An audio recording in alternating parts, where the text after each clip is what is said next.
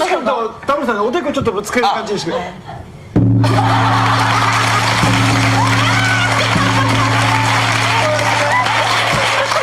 Yeah, so something like this. My project was introduced in this is in Korea, in many countries, and actually this I made this as media art. So which means there is some of the fundamental collection in the all over the world of this project. For example, this is the collection map of the electric drums. So this time, maybe the petrol science, where I have the, Petronas has the fundamental collection of this work in, I remember the Petronas Twin, is there a science center or something like that in Petronas Twin Tower? Because Yes, yeah. About 10 or more years ago,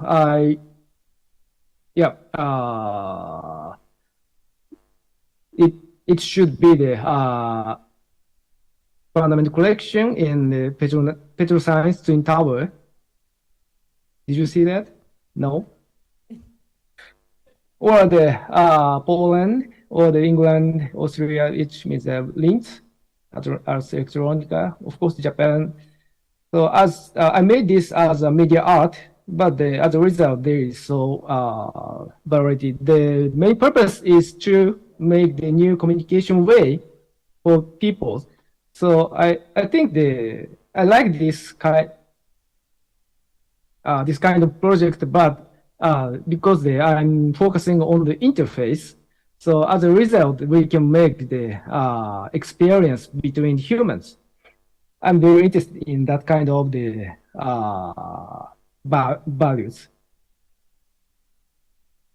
So after this project, I made one more musical instrument because I like music.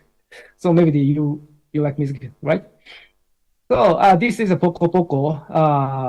During the make, I think I'm very interested in the interface, and if we use my hands like this, hand is very interesting because it changes the shapes like this, or paper, scissors, rock, like this. If I put my hands like this, which means hello, my friends. If my hands put like this, shake my hands. So something like this. This is the good or the great perspective of the hand interface. So I'm just thinking about how do I apply this technique to the interface design. So I made this Poco Poco. Okay, please look at this.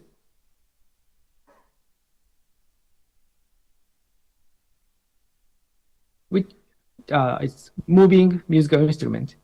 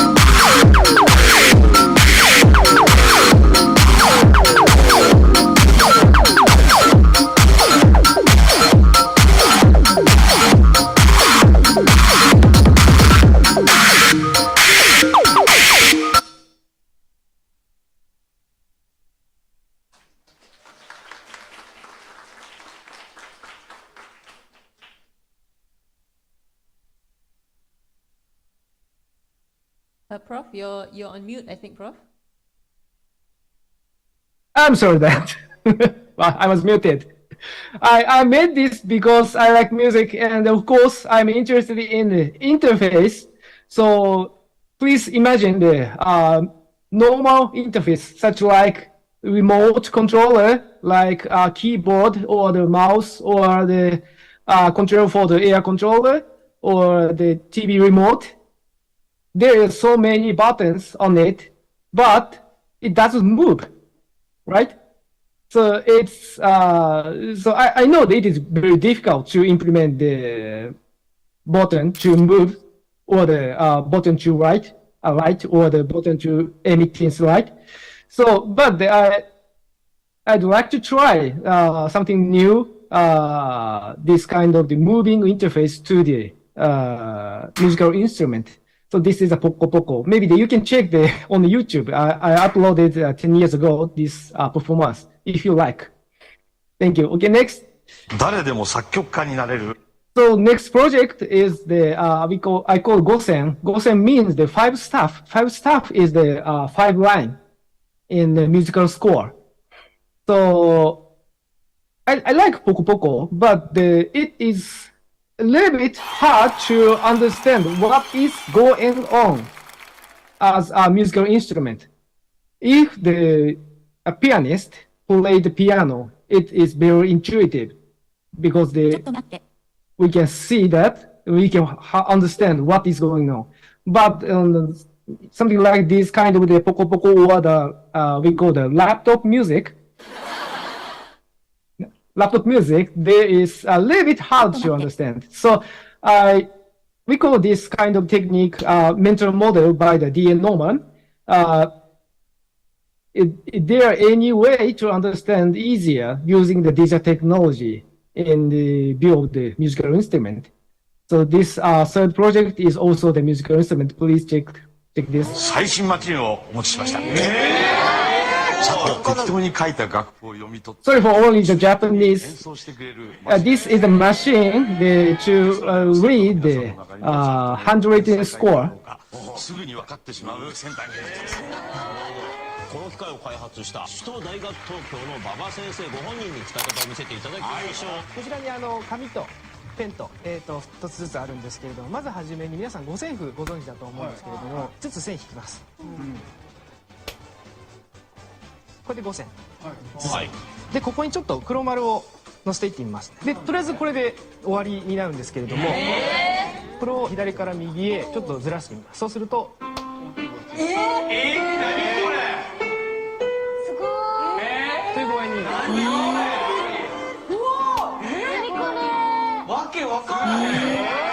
馬場先生、ピアノだけじゃないですよね。はい、今ピアノの音が鳴ったと思うんですが、これ楽器変更することができます。でこれはなんかボタンを押したりとかそういうもので楽器変更するわけではなくて、これもペンを使って変更してみます。 We can change the instrument ここに M A R by writing like これ this. 楽器の省略記号でマリンバ。 This is a marimba. パッと They scan it, then 次の play. 音がですね。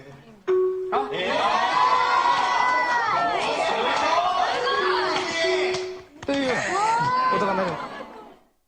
RGT と今書きました。これはロックギター、にしてるんですけれども。好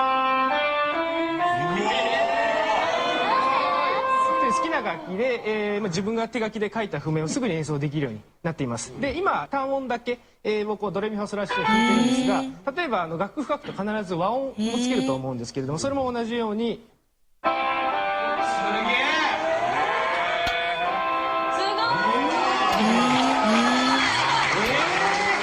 So I made this Gosen device as a musical instrument, but also it is in the interface. So I remember this. I made this maybe the 2012 or something around.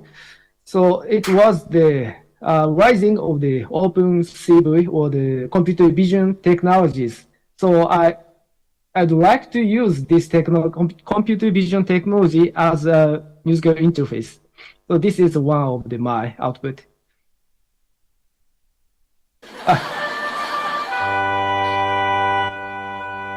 here is some ensemble with my students. Maybe I played this Los Angeles in the SIGGRAPH.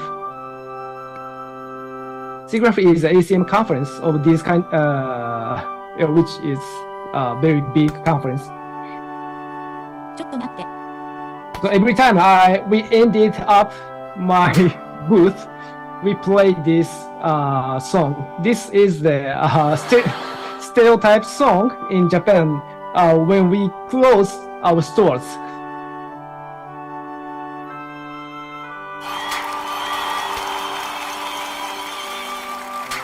But my presentation is not end. It's still on. Okay, so next. Here's a little bit. A non-contact interface that can measure project. facial muscle movement has been developed by a research group at Tokyo Metropolitan University. To demonstrate this technology, they developed a prototype cat mask and synchronized the eye and mouth movements with that of the wearer. 入力を顔面入力にしていることです。顔をコントローラーにしている点で、それをキャラクターの顔に出力しているという点がユニークかなと思っています。既存の着ぐるみっていうのはですね、全然インタラクション性がないものでして、そこに私たちのような単純なシステムで応用が効くような形で提供すれば、着ぐるみの中で演じているアクターさんと着ぐるみがシンクロしてもっと表現が増えるのではないかと考えています。 Because this interface enables facial input without physical contact, it could also enable motorcycles to be operated using a full face helmet. The researchers are also considering how to use the system in caring for bedbound people. A little bit trouble. 表情を作る上で現在目と口なんですが耳を動かしたりだとか、眉毛を作って動かしたりだとか、単純にパーツの種類を増やしたりするような問題とか、あと着ぐるみの中でマスクをかぶるということで汗の問題とかそういうものをクリアしていけばもっと実用性の高いモデルになっていくのではないかと考えています。 So as an application, we made the animal stuff, but also I'm interested in the interface design interface. So in this project, we focus on the face as an interface. OK。 Okay. So this is a Google commercial video, maybe 10 years ago. It's our project, the Okay. cat project is shown on. Very short time. So take a look.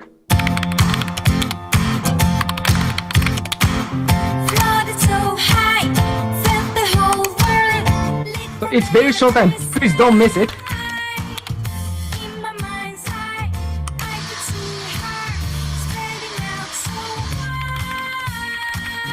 The transparent month by the Masahiko Inami. It's everywhere door. Okay, it's now here. Sorry. Again.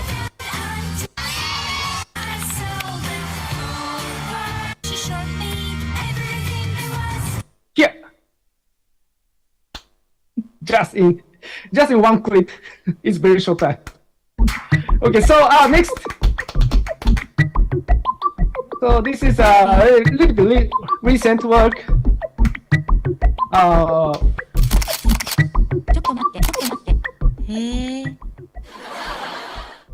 So when you hear the word prosthetic hand, prosthetic leg, what shapes do you think of? What shape? Prosthetic. In this work, my students in my laboratory as designers live with one-armed user and propose a prosthetic arm design based on their personal experience. As you can see, this user was dissatisfied with the fact that he could not eat with other participants while eating at the standing buffet party. It was very difficult to hold the plate with one hand and eat the food with the fork with the others. So interviewer asking, is it useful? So yes, it's useful. It is good to force to down. If we use the normal prosthetic hands, it is difficult to.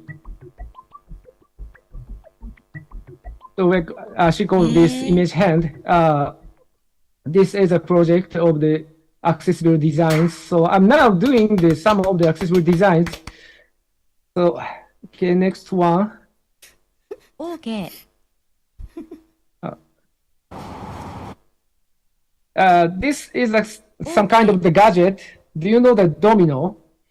Domino is, yeah, maybe it's well known all over the world. But with my students, we made this domino, which is implemented in microcontrollers in it. So let's check that.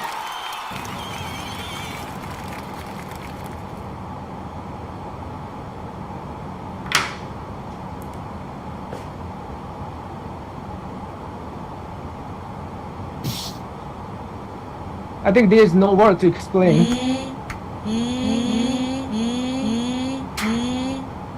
ちょっと待って。ちょっと待って。ちょっと待って。ちょっと待って。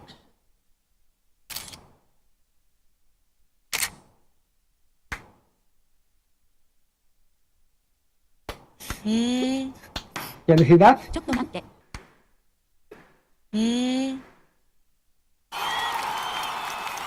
Yes, you're right. This is a domino, but shows character on the top of itself using the LED light.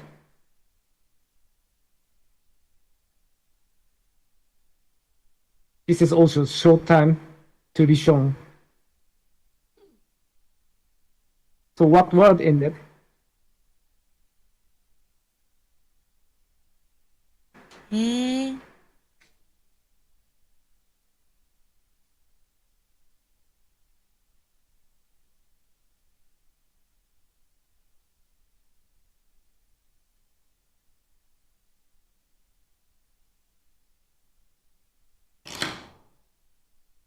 Can you see that?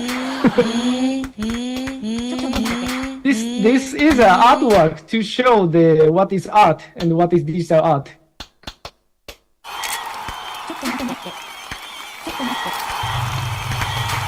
Thank you.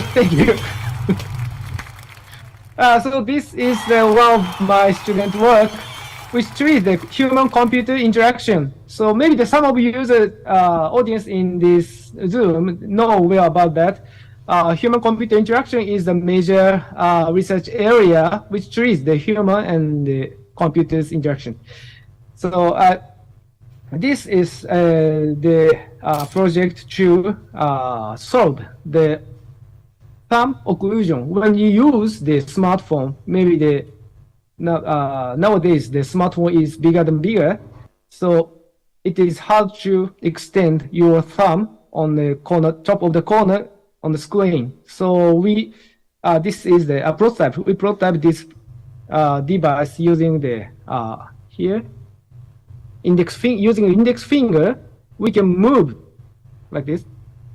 We can move the whole screen everywhere to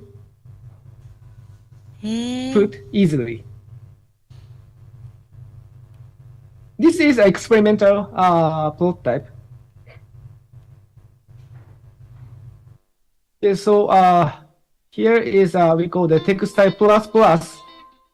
This is also interface project, but we created the touch panels. How do you think about touch panels? Is it hard or plastic or the glass or something like that? We made this only the fabric. The principle is the same of the traditional touch panel, but we applied this technique to the conductive fabric and the normal fabric.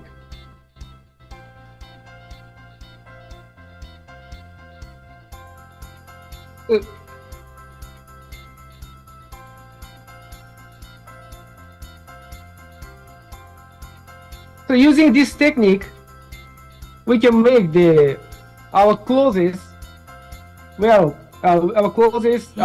controllable. And this is only the fabric materials, so we can wash and we へ can ーちょっと待って treat it as a normal へ clothes. ー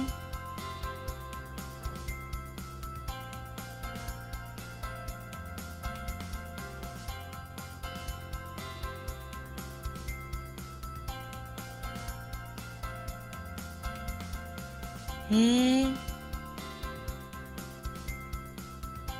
OK OK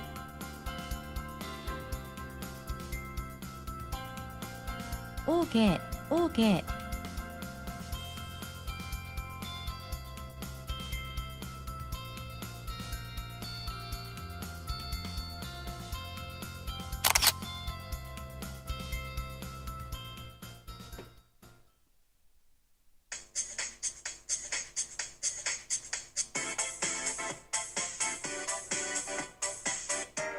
へー Okay, so I'll go on the next project. This we call the small device. We call this Fuji-chan. Do you know Mount Fuji? Mount Fuji is some of the Japanese symbol and well known. And I think well known all over the world. It's a very high mountain located in Shizuoka and Yamanashi Prefecture. So,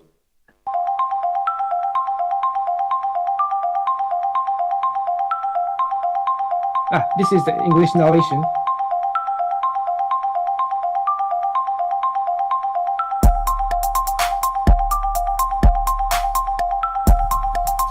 Fuji-chan is an ambient IoT device which provides volcanic eruption information and temperature information for Japan's most well-known mountain, Mount Fuji. In daily life, it's difficult to pay attention to information regarding natural hazards. Therefore, we created a device which provides ambient lighting to communicate this information. The Fuji-chan device connects to the internet and retrieves weather and volcanic eruption data every 5 seconds. If there's an eruption warning of level 2 or above for Mount Fuji, an alarm will sound and the base of the device emits a color based on the warning level. The colors for Fuji-chan's eruption levels are the same as those used by the Japan Meteorological Agency for volcanic eruption information.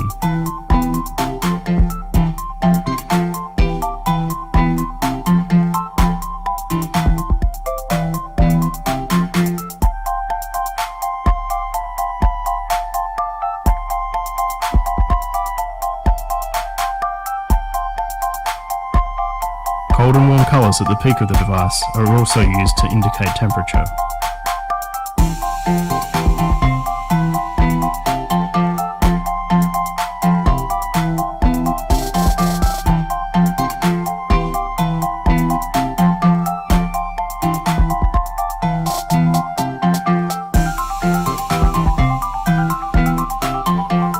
Although natural hazards can occur with little warning, we hope that this device provides this information in a unique but informative way.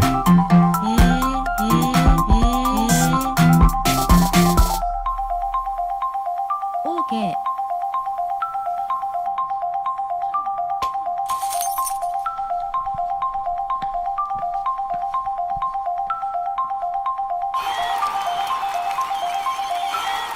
Okay, this is a Fuji-chan. It's IoT device, but treats the natural disaster information. Here's Orfe.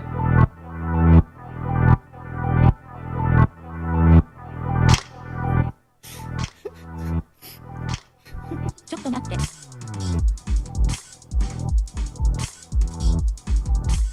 Orfe is a smart shoes system for artists and performers. The sole of each shoe contains almost 100 serially controlled LED lights, cutting-edge motion sensors, a Bluetooth module, and an ARM Cortex M3 processor. Finding a way to make shoes that have batteries and a host of electronic components inside them has been very challenging, but through close collaboration between a shoemaker and our engineers, we've been able to achieve a design that functions well as both an interface and practical footwear. The high-density, full-color LED lights embedded in the specially formed Orfe soles can each be controlled independently, allowing users to create unique, customizable lighting patterns. ユーザーはスマートフォンやタブレットを通じて簡パターンをアサインすることができます。また、明るさや色を運動に応じて制御することができます。Next, this is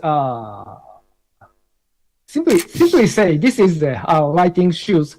But at first we are focusing on the shoes as a musical interfaces. So as a result, I don't know why it turns into the lighting shoes, and with the controlling the smartphone devices. So this is a product that spin outed by my laboratory, and my students are the CEOs and working on it, still working on. Fortunately, recent I was become as an employer under my student. It's very fortunate story. So this is Orfe. Here is a recent project working on my colleague. He is architect. So this is some kind of the facade, but it moves and it lights like this. Oh, oops, sorry.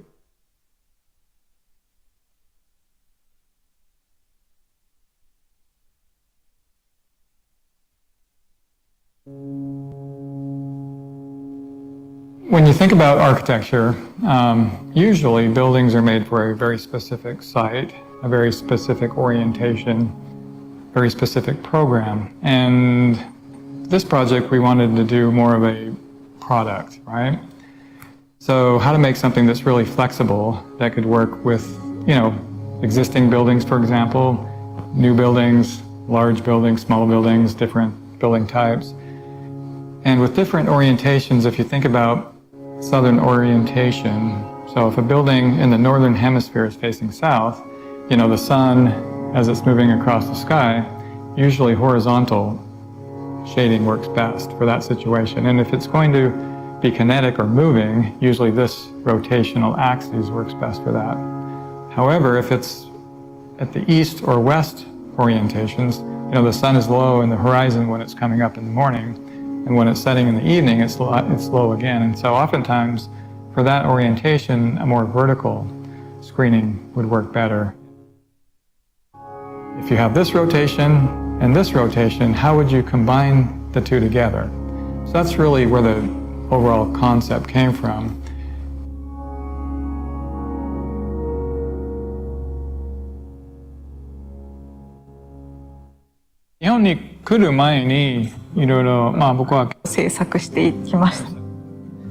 Was kind of perfect to be able to put the LED lights.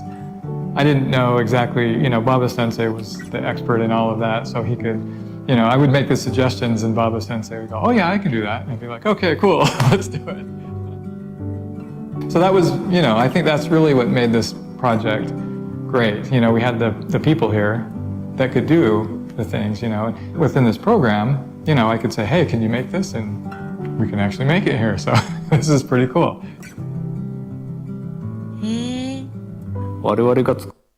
So this is a collaboration with the architects. So it is different before the previous my works, but the scale is bigger than mine. So it was very hard work, but it was very fun to control these facade modules.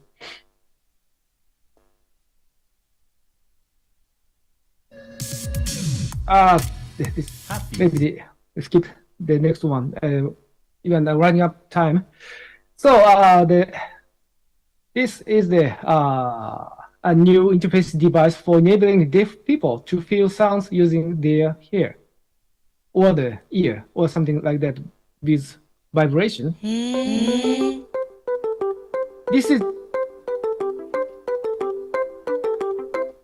This is the work by my doctoral course student. Now he was work on the Denmark Design Center now.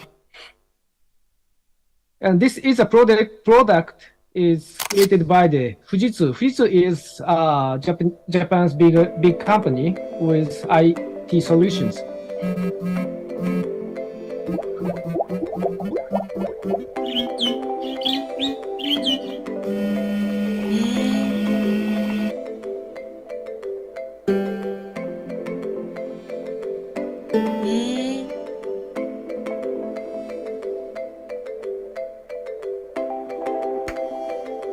ちょっと待って。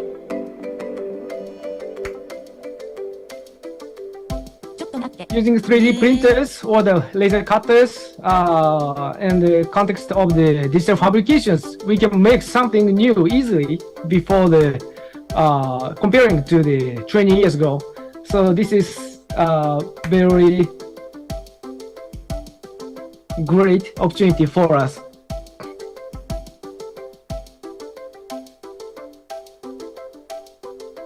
To complete this product, it takes maybe 5 years to finish antenna. Maybe they can buy in only not only Japan but also other countries. Thank you. Here's the last my project now. It is still going on. Sorry for over my time. Let me introduce my work.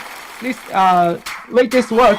This we call this bit project. So deep learning has provided a variety of datasets, but most of these datasets are for the majority users. By developing image datasets from the minority perspective, this research will develop on infrastructure for more diverse artificial intelligence assistive technology. This is the video using the object detection with Google Cloud dataset. So it detects buildings. Here, building, yeah, and vehicles, and vehicles is correct, but it's not correct. Here, this is stairs, not stairs. This is a crossroad. So as I said, this is almost dataset is for the majority. Majority users don't need to detect the crossroad because they can see. But for the blind people, they need to be detected this area as a crossroad. So I made a big dataset for these kind of users. So let's check the result. Here's the recent result using my dataset. Traffic light. This is a little bit normal. Guardrail. And signal red. This is very important for the blind users. Sorry.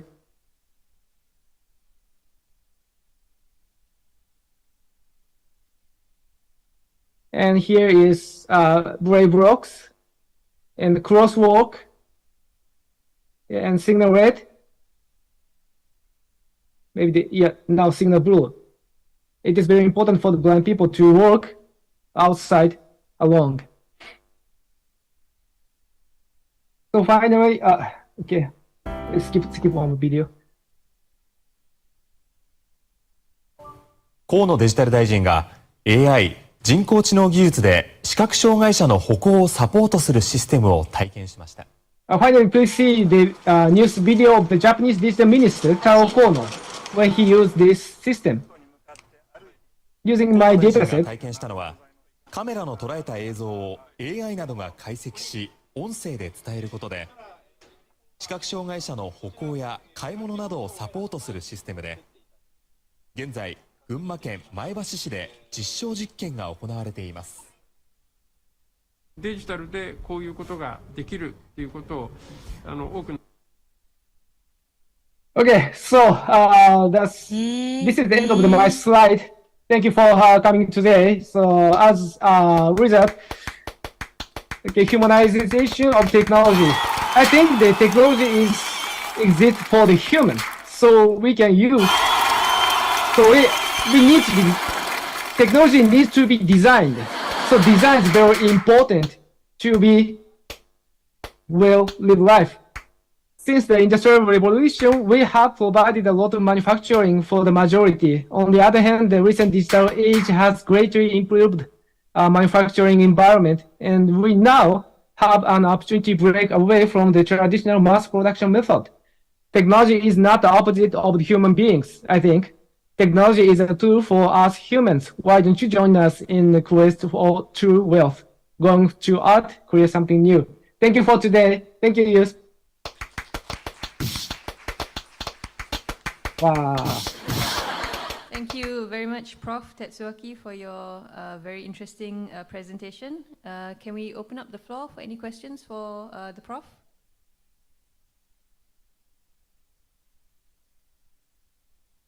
Of course, of course. Is there any question in the floor? Does anybody want to ask? Prof, any questions?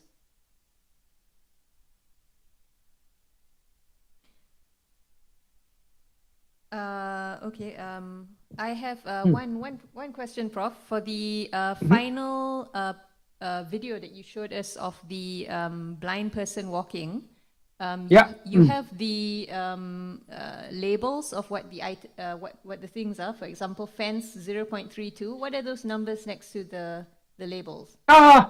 Sorry. So my less instruction. This is the probability. So here, for example, here is the 0.32 is the confidential number, which means the 32% confidence. Okay. So if we the tree, this is the 75% is more high confidential result here now. Okay, so the higher the number, the more it's sure Re that reliable. item. Yeah. Okay, wonderful. I find it interesting that your research can be used not only in areas that are in play, for example, music, things like that, but can also be used for things such as early warning systems and medical use, things like that. Very interesting, Prof. One last time, does the floor have any questions for Prof? Yes, Aisha.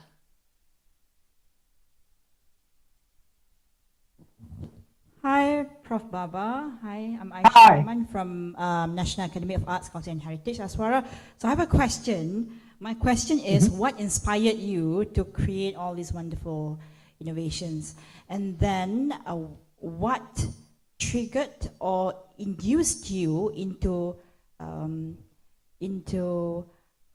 going for the subject matters that you have made as for your innovations?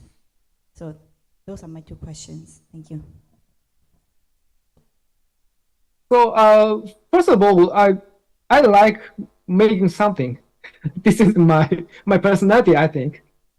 So, but I'm interested in the interface, but also the human itself. So I like human, and I made something for me or anyone. This is the common sense for the designers. Sometimes not the artist. Artist makes only themselves. Sometimes I think, but in the context of the design is the something for others. So this is my motivation. It is very interesting research area. For this time, I'm now working on the interaction design or the interface design research area. But through this area, I want to implement better society or the better life in human. So sometimes I made musical instruments. Sometimes I made assistive technology for the blind people. But I'm focusing on the human and something new to support human's life better. So this is my main motivation. Which means I'm not.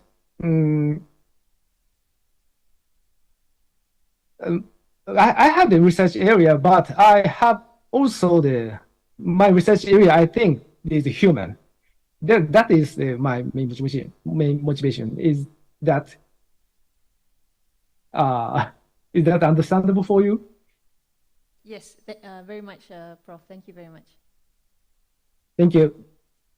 Prof, what are your thoughts on the AI is coming up in this world, artificial intelligence, and people say that AI doesn't look so good for humans. So what are your thoughts on that? Personally, I called ChatGPT is my assistant. So, which means that we can hire just $20 in month. It's very, for me, it is unbelievable. This is the quite great opportunity to humans' life makes very higher levels. So I like using, actually I use chat GPTs or something like these techniques. Of course, this project is using the AI, deep learning. So it is very good opportunity to change my work or our design process to make something. So I love to use that, but the main focus is the human.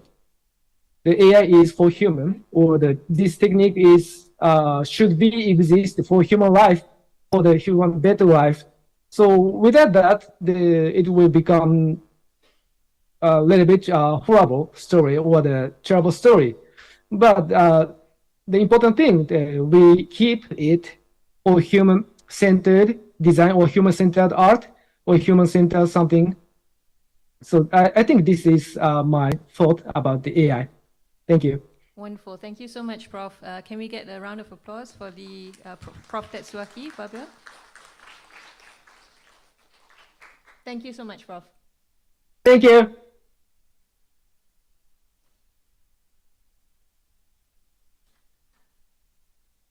Okay, we will get ready for our next keynote speaker, Associate Professor T.S. Dr. Khairul Azril bin Ismail from the National Academy for Arts, Culture and Heritage, Aswara.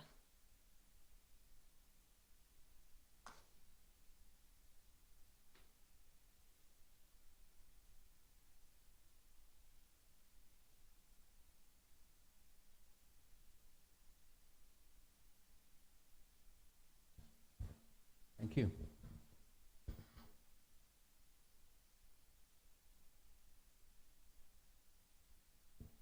Well, it was a wonderful sharing presentation by Professor Baba.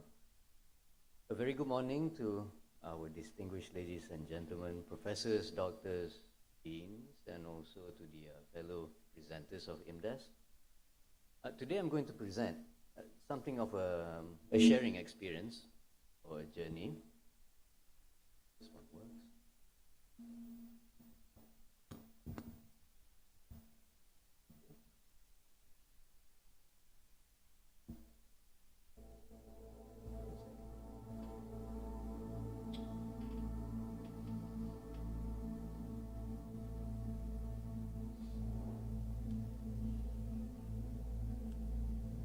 What I have is actually an experiential narrative for the past many years that I've been traveling as a visual artist and going into various spaces per se. Now this is more like a middle of a journey of for the past 20 years that I have, and what you are seeing here is actually one of the presented areas of my previous exhibition space. I've traveled quite a numerous amount of space, and as time goes, what I'm seeing here, what we are seeing here is actually the spaces that I had traveled. This I will unfold once the narrative prescribed, or once it becomes as an animated objects or subjects of this spatial, in which what you see here are very, very old or ancient prison spaces of Malaysia. Now, though it is more like subjected to a certain narrative, what you see here is an old, archaic penal system of the British past, which is where the places where, well, this is a hanging or the gallows, space of violence, sadness, more of a violent past that we had. Now this, with today's presentation on things, thank you, what was given to me is looking within this cell space for clues, for the shadows, remarkable amount of unofficial evidence of the previous people of the past that stay in such space. These are the prison cells. It communicates the past in a very, very basic narrative where men begin actually communicating or actually being centralized or being segregated away. So I've been like in many various of this sort of space, and I try to understand, reconstruct what kind of imagination that one have if one were to be cut away, if one were to be directly ripped away from their identity, from the social order of things. So with this in mind, I'm going to give just a bit of narrative of who I am as well. For the past 20 over years, I've been a visual artist, practitioners of 19th century photo historical processes, and then one thing for sure, that I am also an academician, particularly in visual culture, and also in creation of national policy and also management of this fine said art institution. So one of the spaces I've been to for over 20 years ago, in which is now is already gone. This is the old Pudu prison cell itself. It was situated in the heart of KL, next to the Berjaya Times Square, right at the central part of Kuala Lumpur, and it carries so much, actually, a magnitude amount of history, amount of stories, and various spaces that goes in. Although today it's not entirely about this particular project, where else I already presented this over and over again. I mean, like, this was all the graffiti, the signs of people, the signs of things that they do, the things, narrative that they have. And during this said time, I begin to understand the human relation to space. Once you dedicate it as an entirety, they have a connection to the outside world. They have a connection that is beyond areas of physical confinement, the metaphysical self. What I'm saying here is something that we also experience on our own. I'll give an example. The relationship of man and to his or her creator, you have to create a space. One of the example is like the Muslim. They lay out their prayers mat. From a space that is normal, it became a sacred space. You create that boundary and zone. So that is one of the example of things that I found out during this particular travel. So all this, hundreds and hundreds of images, it gave a beautiful narrative in terms on how, in a technical sense, one can be controlled by another entity. So, or another spatial configuration of things. Now, in the early part of last year, 20 over years of doing prison, I got a little bit tired of doing prison. They almost call me Azrael, always do prison studies or prison imageries. But there was an interesting briefing. About earlier last year, I was being approached by the prison department because I have a really good relationship with them. I was being given this, one of the toughest briefing I ever had. Azrael, yes? Can you make an exhibition out of this? You would expect a creative briefing would be like in an A4 sheet of paper, but they gave me a piece of brick. This brick arrived from the Pudu prison. It's about 140 years old. And I looked at it and it took me about a month or 2 months to actually came to a material realization. Here you can pass it around and feel how this particular brick does.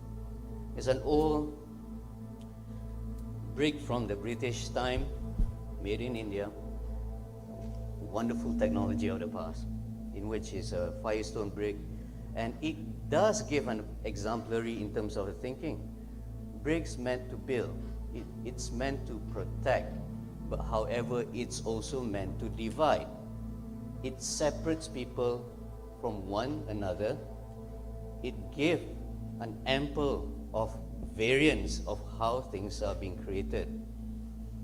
So that got me thinking in terms of virtuality, in which is one of the today's of 3 topics or certain areas.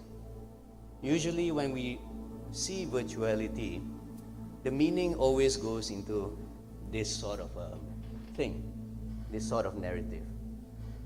The usage of this platform, digital, online performance, archiving, workshop courses, collaboration, festivals. These are the things that commonly when we speak about virtuality. But what if I were to narrate that virtuality already exists earlier in the 14th century? It's an Italian word, a virtual, in which in a sense, it exists in resulting in essence or effect through, not in actual fact or form. This goes in the old literature. If you look at Plato's allegorical cave, Plato has a wonderful writing about it, in which narrates a story of people or men within a cave, seeing the shadows of the real world outside. They'd never been out. But upon this man being released outside, they fear. The reality of outside is just astoundingly terrifying, and they ran back to the cave. So that's one, in a sense, of virtuality. People are cocooned, only have a reflection of the outside world from the window. Kind of reminds us of something now, isn't it? The gadgets that we do. The world of the outside is only through a window. So that is virtuality that I'm speaking of.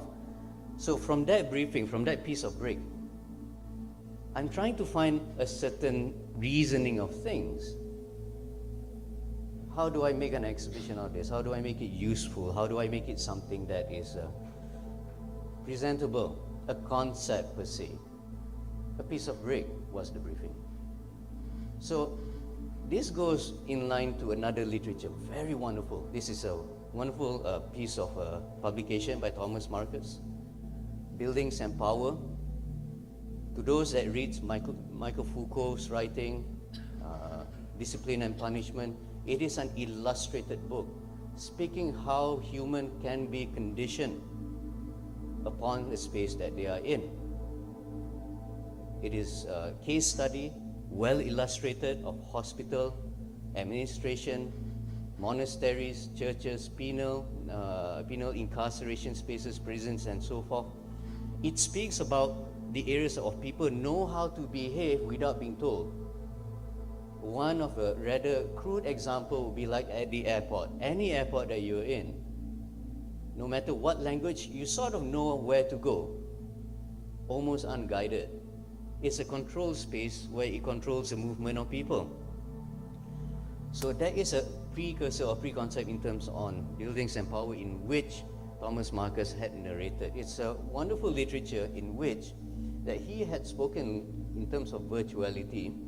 He provides a very powerful argument, a salutary remark in terms on how the design and how it controls the economy of space. This defines ornamental methods in terms on how architects, I may not have a strong architect background, but I've been to many spaces in which, from Pawiak prison in Poland, all the way down to the prisons of Australia, and also our own Malayan prison in the past, all above 100 years old. It speaks about a certain narrative, like the Butanda's pottery, or how the shadows of human and the shadows of figures of things, you can actually control one entity or one or the other. So, from that piece of brick, so I call up the prison department, and actually it's like, okay, why not? I'm going to travel all your prisons that's above 100 years old. The ones that we call it as the bucket system prison, the one without any water sanitary work. There's no toilet in each of those cells. In each one of those have a bucket or toilet, and that's what we call it as the bucket system prison. Really, really old British colonial prison that's, if you narrate it in terms on the blueprints of it, it's all arrived from Ceylon or Sri Lanka. So architects of the British past took those prison design and actually built it throughout the world. And these are the only 4 remnants prison, with exception in Johor, and also the Pudu is already being demolished. These are the only 4 sites. So I travel 1,500 kilometers back and forth, visiting each and every one of them, from the one in Penang, Taiping, Seremban, and also in Malacca. Visited all those spaces, trying to understand the narrative of all these said spaces. It's not an easy, because these are live prison. So those are really a sort of way of forbidden areas in which, for me, walking around, trotting around with a 360 camera. It's not an easy site. It's not an easy space. A violent space, nonetheless. So, I mean, like, all of this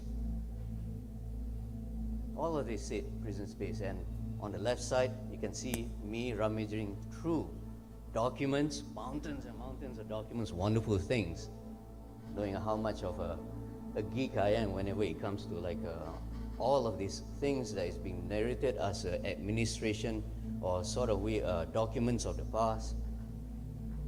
One can learn quite a lot. One can learn quite a bit on how things are.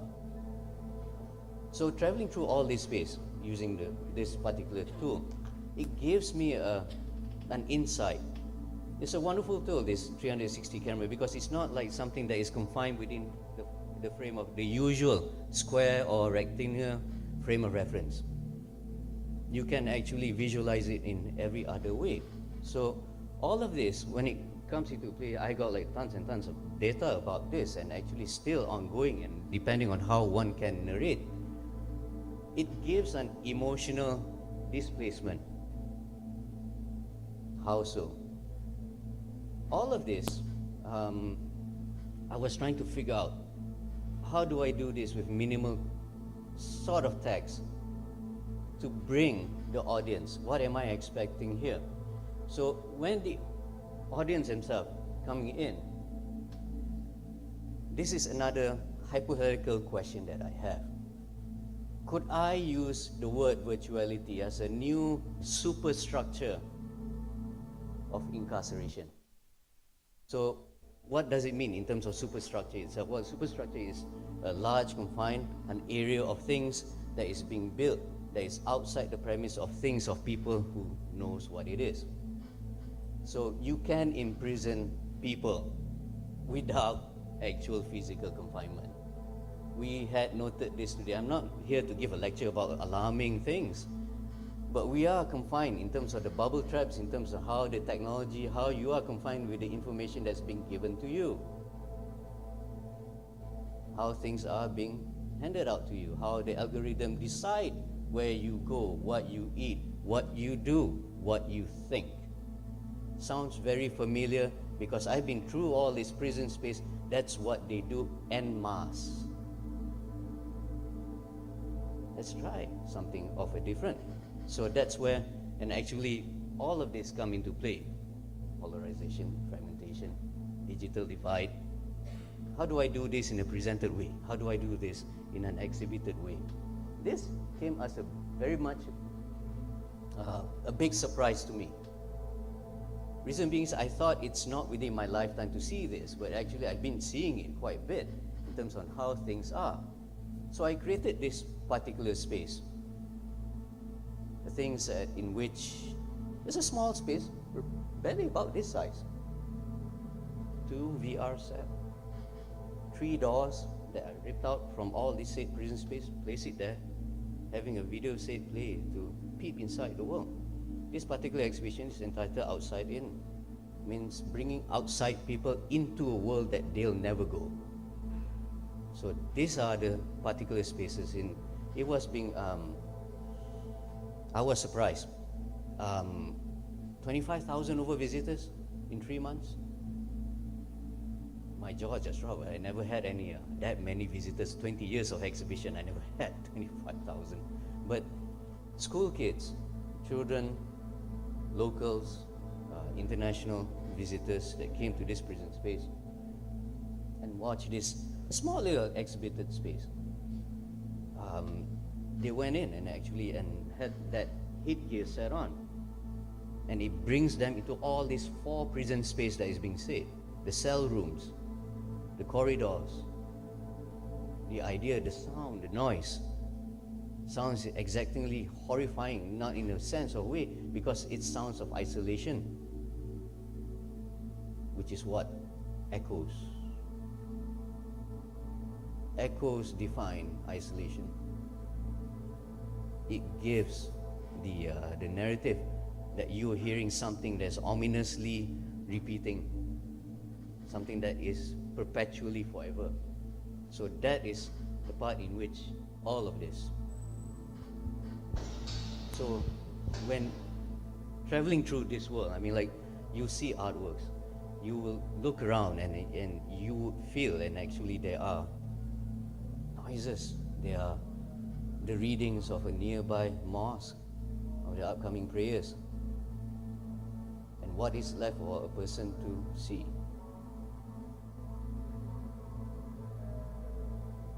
So if,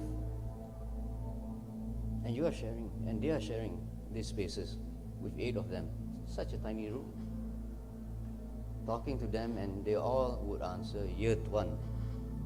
Tuan is a very exacting language of So, okay, all of these said narratives per se, it gives an ideation. Okay? It gives an ideation on how the common idea of distance, it correlates a signifying pattern. Once they put up that headgear, they'll be traveling through all these spaces, bringing them, absorbing them in, roughly about 3 minutes of play of this video, one cell to the next. This is quite an ominous, important area in which all of these spaces, once they start visited, they've been transferred from one prison to the next, and they see all the configuration of artworks that differs from one to another. All of this, historically saying, arrive from the past. The faces that you see here are the faces of above 100 years ago. Names of people, migrants, the first generation migrants, the people of up north. All of them were paupers, vagrants, with various things that becomes as a different area of things. So when this sort of an individual, when I read the ledgers, they have a deep historical past in terms of making this country as an ideal state. But however, they are the non-ideal people. They pull them away and place them into a very unfortunate area or unfortunate zones. The ledger stated, these are the people who are the undesired, the vagrants, the homeless, deemed petty criminals, anywhere from not taking care of their cows, sleeping aimlessly at night, having a lot of misdemeanors by the hundreds per se. The Taiping prison is especially profoundly violent space. When I saw the records, at an average, many were being hung, and hanging is a normal system over there. It's up to a point that they have a process. This was during the British administration, in which they pull almost like continuously 20 to 30 bodies a day. They can't even manage that in time to bury them. So this was a very difficult space to portray in. So all of this, traveling within, moving around all of this particular space, it sort of give a symbolic narrative. Okay? Me and my artistic companion Azrul. Of course, I can't show all the living details because it involves national security. Because I got hundreds and hundreds of hours in terms of narrative. But all of this peculiar spaces are already diminished. It becomes as a different sets of ideation in which how the construction and elaborate towards maximizing and how it's being translated. So when these spaces being pulled, and it's a constant pull and push, it has a different equivalence of meaning, in which I would like to place in today a conversation about human in prison becoming a sense of virtuality. The confinement defines a loss of control. It becomes as an experiential loss over one's lives. A decision of freedom are limited within this sort of environment. It amplifies a sense of virtual detachment for sure. It's a depersonalization. It is a struggle to maintain such alienation. It is also a coping mechanism between one to the next. It provides never anywhere adequate of opportunities of any personal growth, but it mitigates a virtual effect on overall of one's well-being. But if then a physical identity or their physical identity were deprived, what would be left then? The loss of personal freedom, deprivation of identity. You no longer have your name, you are being assigned to a number. Could it be seen, all this virtuality, as a new form of superstructure of incarceration?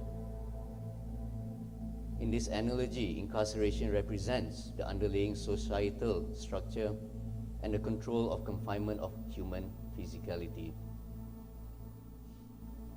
How do we do this when one becomes being addicted or dependent on what you have in your hand and how things are? Oh yeah, this is one of the gallows or hanging space. Right underneath the gallows, the death chamber. It's a wonderful sleeping area. So it is also a part and parcel of how we want to decide. You control the things that you have.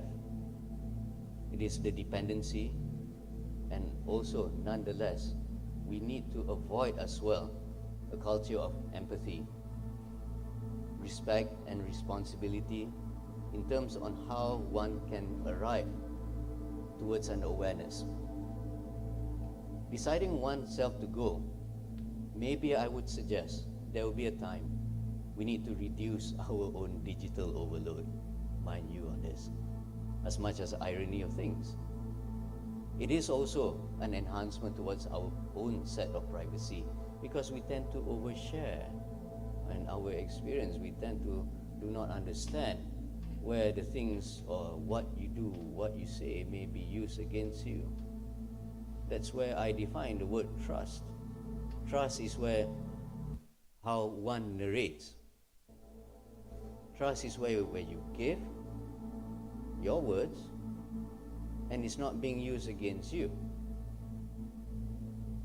How can you trust something that is malleable ad infinitum, such as the internet? It is part of our reflective towards this sort of challenge and adaptation. The social impact, particularly if one were to resolve to go off-grid. Is it the solution? Maybe not, maybe yes. Some people say that one's existence are defined by the things of your digital presence. I had a joke around in terms of one of my old friend, Yui Hajisari, the famous film director here. He did say, narrate in Bahasa, harimau mati meninggalkan belang, manusia mati tinggalkan Facebook page or internet or whatnot. I was having a laugh. I mean, like, speaking about humans' existence is only exists online, which is quite true. There are some cases up north, on northern side of the country, people go missing. Digital traces goes wipe off the grid. You don't exist. So our, in a sense of virtuality, depends on places on where your digital trails are. Do your physicality of self, your flesh and blood, does it matter? Or is it the things that how we narrate on the digital world is you? almost like a blue tick culture thing. People think that the phone is a representation of you or better than you. So it's a shaking balance of things.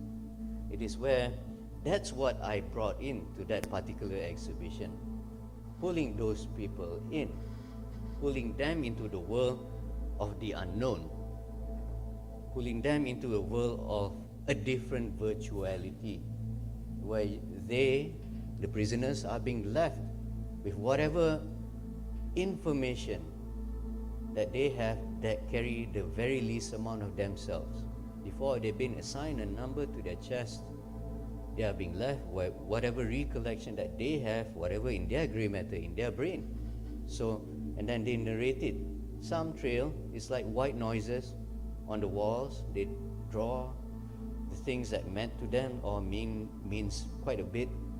The names of their loved ones, the visionary of their God, the words of God, because God is an imagined force that is being, I think it was being narrated.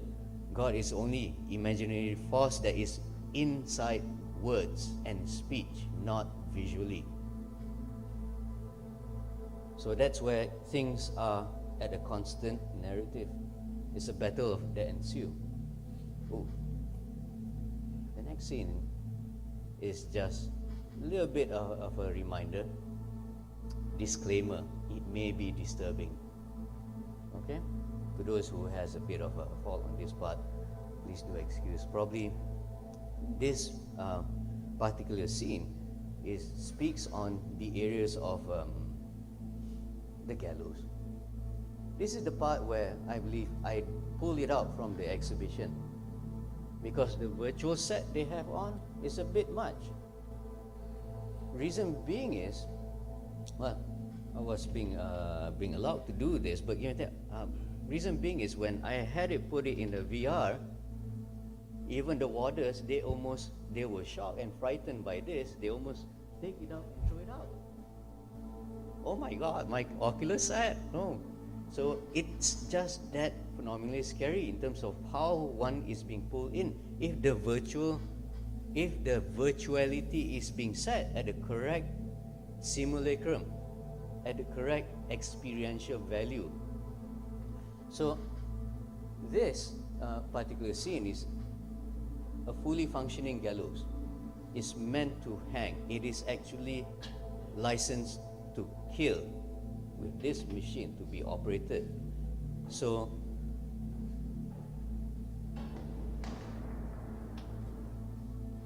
the power of that force is a 1-ton door. When myself and the officers were pulling it out, it takes forever to crank for half an hour. The drop is roughly about 15 feet, roughly about a few meters in. Certainly would confirm any death, and depends on the height of the noose or the hangman's noose. And it is within split second I felt the air from that room just vacuum. It almost pulls me in, and it's scary in terms of drop. And that in its own gave an idea of what death means, what one's were to be arriving towards that sort of an area. So, with that sort of a framework, what I'm trying to pull in here is those visitors that came in through that exhibition, outside in, when they told me how they felt, which I did actually have a few Q&A. How did you feel about those things? They said that it's a different world. Is it things that is that how humans are meant to be? If they are mishap or misbehave in prison cells, is that what's left? I said yes. That is as real as one can get. Everything that you are of what you are means nothing in there. You have to be part of something that is certainly being synthesized as a routine. You are recalibrated or reprogrammed into a different being. You are limited in terms on silo of literature that you are allowed to read. things that you do, what you're allowed to say, allowed to function, allowed to move. That is the virtuality that I was trying to input into that sort of exhibition, that virtualis that exists centuries past.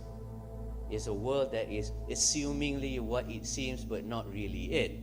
So that is the part where this sort of narrative and the world of prison, they do exist, they still will exist, and perpetually there are confinements of spaces that comes within it.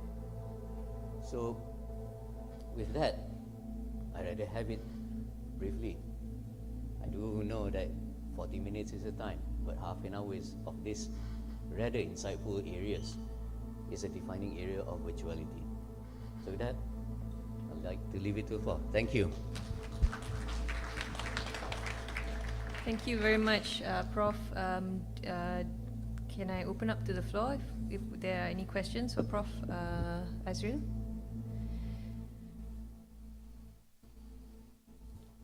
Does anyone want to ask Prof anything about prisons or jails or incarceration? Well, I got a lot to say about it, but nonetheless, the idea here is virtuality.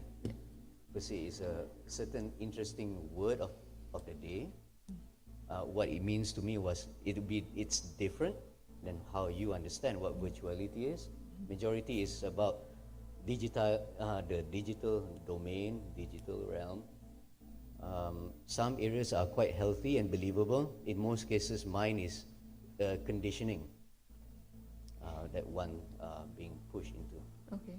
Prof, what attracted you to prisons, or was it just you were just looking at virtuality and prisons just came sort of out of the way? You're talking about this specific project? This specific project. Well, I was being given a break. Yeah. And being told, Azril, yes, make an exhibition out of this. That's the worst briefing I ever been given. So it gets me thinking of what bricks are, is how it's meant as a structure. It's meant to keep things away. It's meant to divide and also meant to protect. So I look at it in a different way. It means once you start building a space, you create a conditioning world. So that's what it is on the inside and out. Okay. It also says here on your short biography, it says that you're a photo-historical practitioner. Could you please explain what that is exactly? What is photo-historical? Well, that is outside the premise of this particular talk, but I'm a photo-historical practitioner.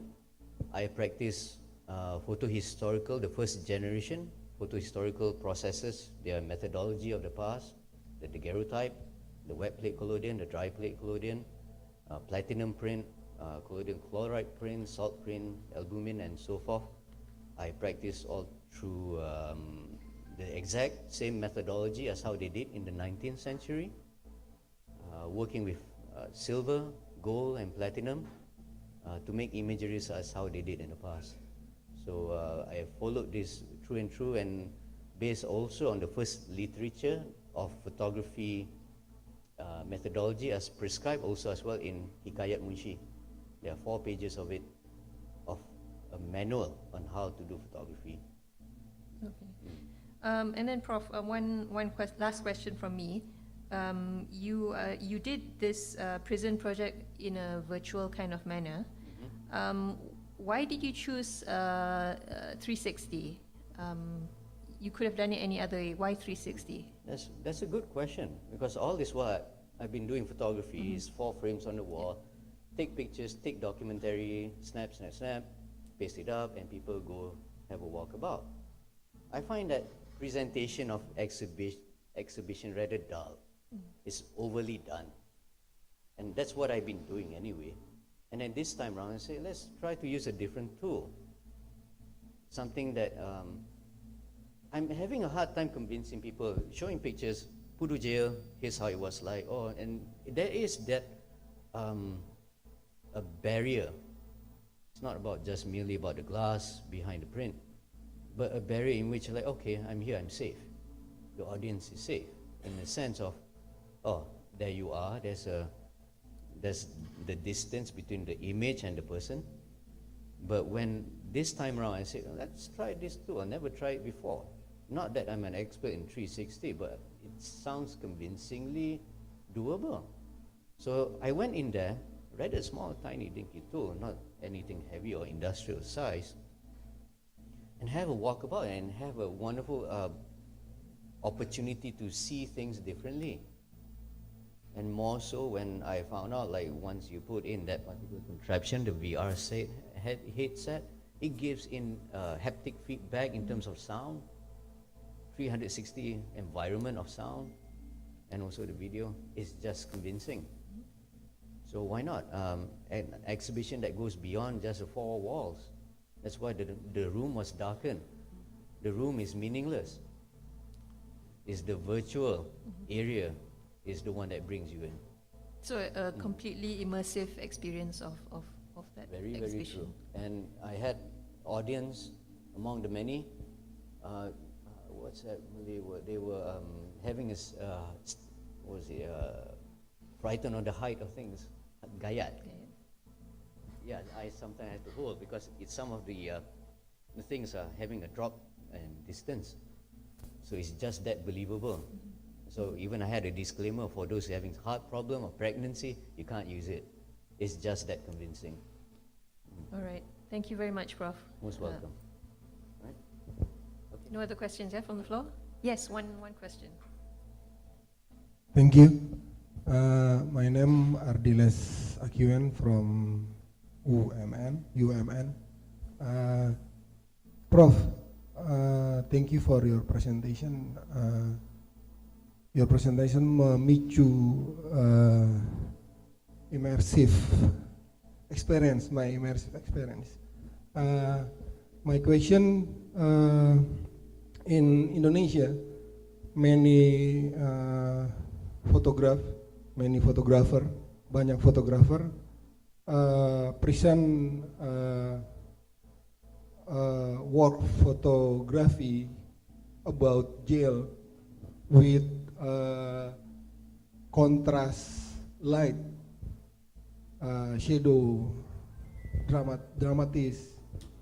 But I see you work photograph in presentation. You menyampaikan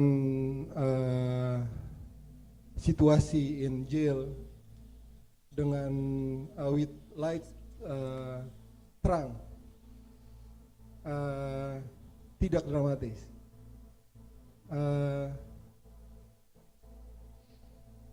How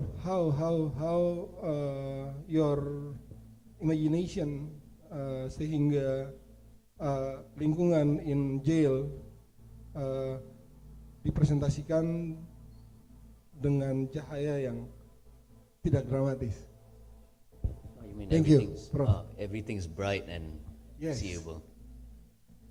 Well, I'm going to push away the technical question, the technical side. That one is a bit dull to me. But when I go right through it, I was in those spaces day and night. Night is rather a bit claustrophobic, very dark, almost see nothing. I do have images, 360 of night, but it's a rather horrifying thing. Imagine that you are in a darkened room, you are in echo chamber. I think that's much more frightening than anything, seeing only like small amount of shadows or things. But the exhibition is not meant to terrify in that sense of a word, but the decision of making that is pulling people in is actually an idea that is, I'm not looking at VR as the key figure, the eye candy. I can't stand projects that using a certain, I can't stand making my own projects, my own work as an eye candy. Oh, I use AR, I use VR for the sake of, because of the tool. I look at it as it's a necessary to deliver what I want to say. So it's conveniently, this one works. It's different than the one that I've been printing. It's way different. It pulls people into the world. And it's very realistic as well, and people are experiencing it in every sort of a way. So in terms of how you say the lightings per se, decision of it is a bit on the technical side, but like I say, I'm going to put that aside, and I would say that you need to see clearly what's around you. The rough of the area, the rough of the surface, the things that is what is on the floor. Have you seen such a cell space that is that colorful, that ornate? Those were hand painted. Those were not tiles that you see. Those were hand painted carefully. It's their home. You are walking into someone's home, someone's mind per se. That's how I look at it. Thanks, Aridas. Yes, one more question. Regarding the way you do for prison, right? What's your motive behind to come out this video motive behind? And do you have a conflict with yourself? No, why people go for prison? They must some reason, right? So they must do some wrong.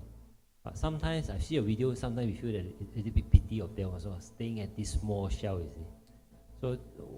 So what's your motive to have this video? And do you have an inner conflict to come out with this type of video? Thank you.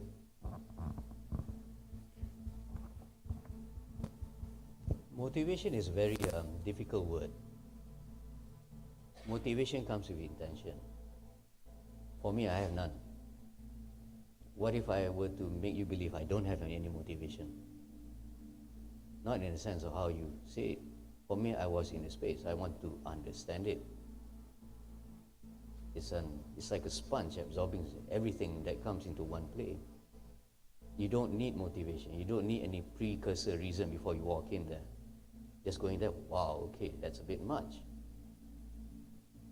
That is supposed to be the case. Then how I want to translate it in whatever I can do rather than an idea of it. In terms of empathetic, where you say that the prisoners goes in their limited space, of course, it is expected in any prison globally. I've been to, like I said before, like from in Poland, in Warsaw, all the way down to Australia, and also in the States, in UK and all that. I've been to living prisons, and it's all more or less about the same. As how people are being subjected to go in there is the court's decision. It's not the prison department's decision, it's the court's decision to send the people in there. The prison is a systematic tool. It's just a tool. And it's when I went in there, what I understood is how the human interact with the space. They would start drawing, in my early studies, it's more like they start drawing things that were their home, that represents their home. The portrait or the portraits of their family, a table, a house-like scene, image of their deities or gods, the pictures of their loved ones and so on, something that reminds them of their previous outside world. Then all the time, almost constantly, they give up. It doesn't hold enough meaning anymore. Commonly, because I've seen diary along the way, the diets and so forth, and it just went off. Everything just holds no longer true because it's gone. So that is one perspective, if I were to look at it, is those kind of messages that exist. There are many, but that's one of the segments. So there is no motivation other than me being in there, okay, this is what I understand, and this is what I bring to present what I understood. It doesn't imply that any fight for a certain political reason. I have none. I have none at all. Thank you.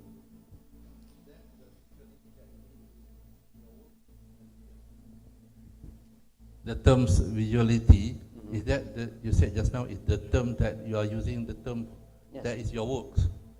The visuality on the definition based on the language. And is it the difference between visuality, VR, and virtual reality? What is the difference that your interpretations? Okay, there are two questions there. Am I using the word virtuality in this? I'm using the concept of virtuality in this exhibition. In terms of the difference between that and virtual reality, the virtual reality is just a tool, the medium, the brush, per se. Nobody speaks about the brush. In terms of difference, I don't find it any difference. I just find it as a mechanism to deliver. It was said that this particular exhibition was a big hit in Malacca. It's a small, tiny museum. But even Perzim or the Perbadanan Museum Malacca came down and said they want to emulate the idea. And I would say, you can't do that. Not because of IP. It's because the content. All other contents may not fit in for this VR scenario. It fits well for them because the content for, well, this is off tangent, the content for prison life or prison thing are dark tourism. People love dark tourism stuff. Ghosts, ghouls, mystical creatures, prison, death area, mass death area. So it's one of the perfect tool, I believe, not perfect, sorry, the most compatible tool to use to present for the people.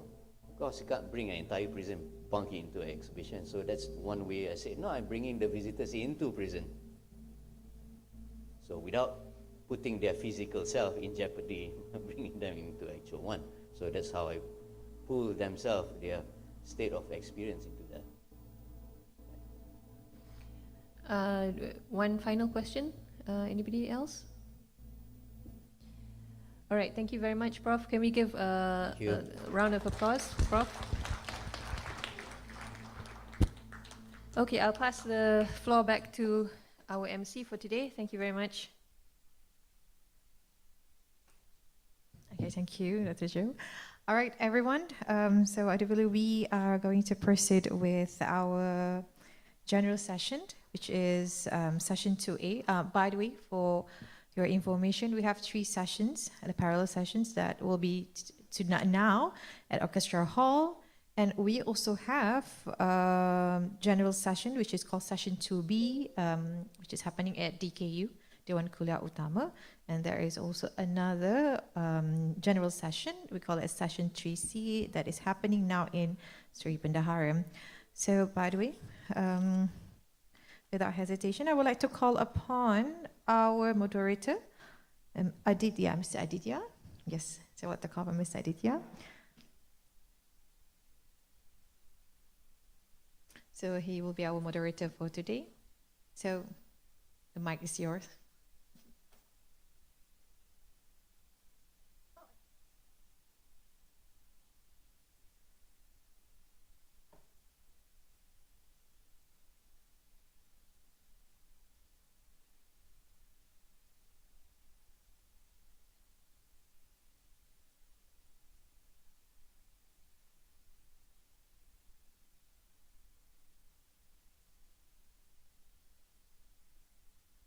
Recording stopped. Recording in progress.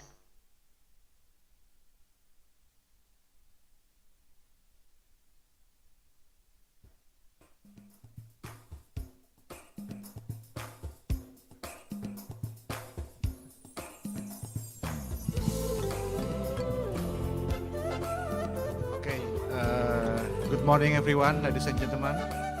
Now we begin the session this morning, session 2A. Are the presenter already here? Okay, Mr. Nabil, right? Can you prepare for the presentation?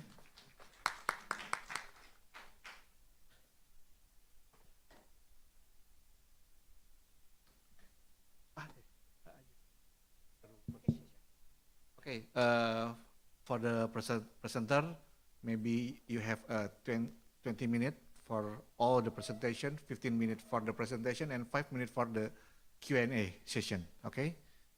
Are you ready? Yes, I'm ready. Okay.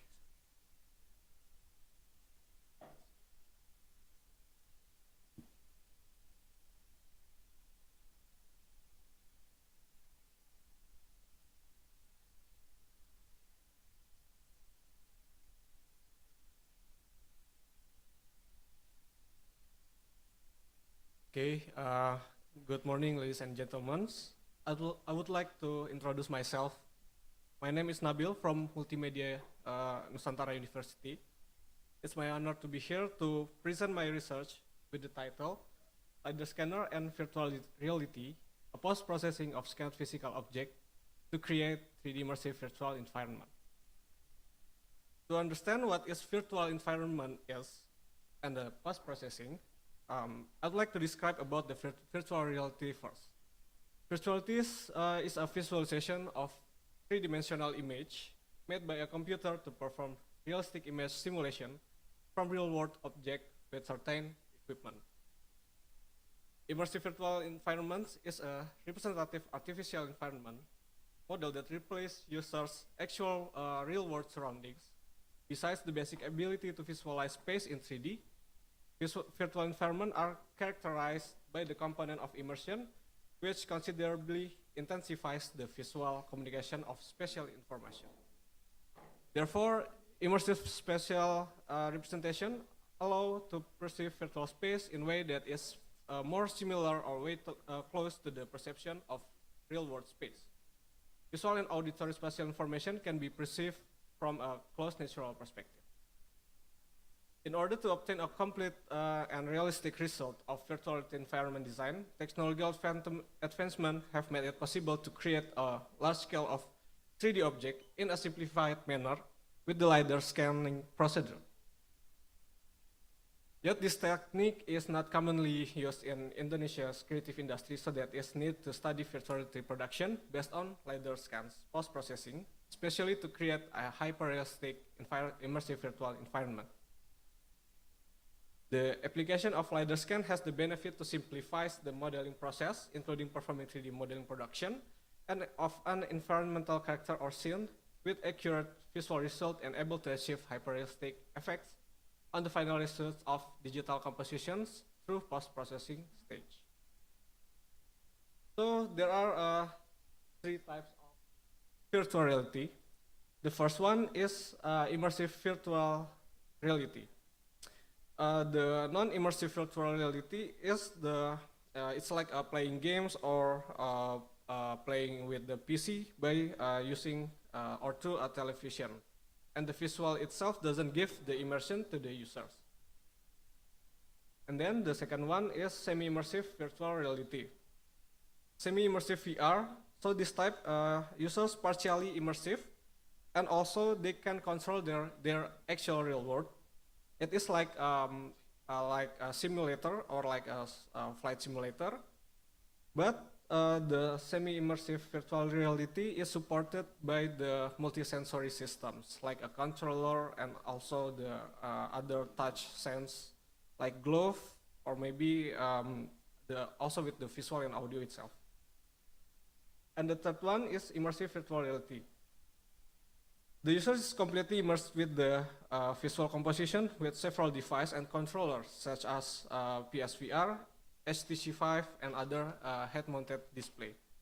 This type of VR could be applied for every sector, like games, simulator, and also with the educational purpose. Usually, the virtual object that will display it in the VR system are designed by 3D modeling. This is necessary to display images that are realistically close to the real-world object in detail, especially in designing immersive virtuality environment. So there have a relation between the immersion and the cognitive response of the users. The first one is the visual perception, means that the virtual elements provide a perceptual experience to user as if they are directly in a large-scale and realistic environment, such as a large room, building, and indoor or even outdoor space. The second one is the spatial cognition. Spatial cognition is a part of cognitive psychology that studies how people acquire and use knowledge about their environment to determine where they are, how to obtain resource, and how to find their way back. It's like a mental representation when the user imaging the place that's similar to them. So the 3D production approach, there are three types. The first one is 3D modeling, second one is sculpting, and the third one is scanning. because the 3D asset designed for immersive virtual environment has a basic requirement. First, system can display 3D object as complete and realistic as possible. And the second, the system can respond to several actions interactively. So the design process is quite complex. So the scanning procedures could simplifies of the production manners. So by this LiDAR post-processing, there are several steps, like the target of interest, it means the object, and then the LiDAR system is the device itself that operates by the operator. So light detection and ranging, or LiDAR, is a method that uses laser pulse to measure distance and create detailed heat map of the scanned environment. So there are differentiation between the 3D modeling and also with the 3D scanning. Because the 3D modeling, it produces polygonal 3D. So polygon 3D is built by vertex, edge, and face that create a triangular mesh. Meanwhile, the LiDAR scans, it produces a point cloud. It consists of connecting dot to create an object. So it's completely different between the polygonal 3D mesh and the LiDAR point cloud. So post-processing techniques significantly enhance the usability and applicability of LiDAR scans by refining the data and extracting valuable information. This improves the visual aspect of the collected data and make the image more lifelike and vivid. So the underlined words in here is the lifelike and vivid image from the LiDAR scans. So these results are proposed to mapping the workflow in designing a virtual environment for virtual reality media by implementing the LiDAR post-processing technique. The second one is knowing the implication of users' visual perception and spatial cognition based on the results of hyper-realistic virtual environment designed based on the LiDAR's post-processing techniques. And these are the research questions: how to apply LiDAR post-processing technique to design immersive virtual reality environment, and then what are the relation and implication of LiDAR-based hyperrealistic virtual environment between the user's perceptual response. So there are a few procedures to conduct post-processing LiDAR. The first one is filtering. Filtering is used to remove noise, outliner, or unwanted point from the obtained LiDAR data. And then ground extraction. Ground extraction is, especially in applications such as terrain modeling and mapping, allow the creation of accurate digital elevation models and terrain representation as the scanning procedure in this ground extraction. And then the point cloud registration. It involves aligning multiple LiDAR scans acquired from different position or time instance and ensuring the accurate alignment and minimizing errors between overlapping point clouds. Because the object is scanned like one by one or piece by piece. And then the surface reconstruction. Surface reconstruction techniques are used to generate continuous and smooth representation of the LiDAR point cloud.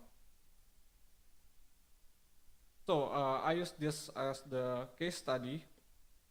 So for the case study, I used a LiDAR dataset that was used on my previous project to scan realistic environment of Bandung Institute Technology landmark. So this landmark, this project was conducted by ITB professor named Denny Willy Junaidi. It was proposed for the realistic digital documentation. So for the information, this building called Aula Timur or East Hall. And for those who are familiar with this building, would be know it become one of the other historical building in Bandung. It was built in 1918 and was designed by famous Dutch architect named Henry Maclean Pon that combines local architecture style and European style. So by the data that obtained from the scanning process, the raw data will be computation using ArcGIS Pro to define the topographical information from the surface. So the data that we obtain from the scanning process is like a 2D data. It's like a photograph. But on this picture, we can define the height differentiation by the colors. More higher the surface, it become red, and lower the surface, it become blue. So in this case, the visual needs to be analyzed, including color grouping, for topographic data interpretation, integrating of geometric objects, and format conversion that is needed for the data visualization stage.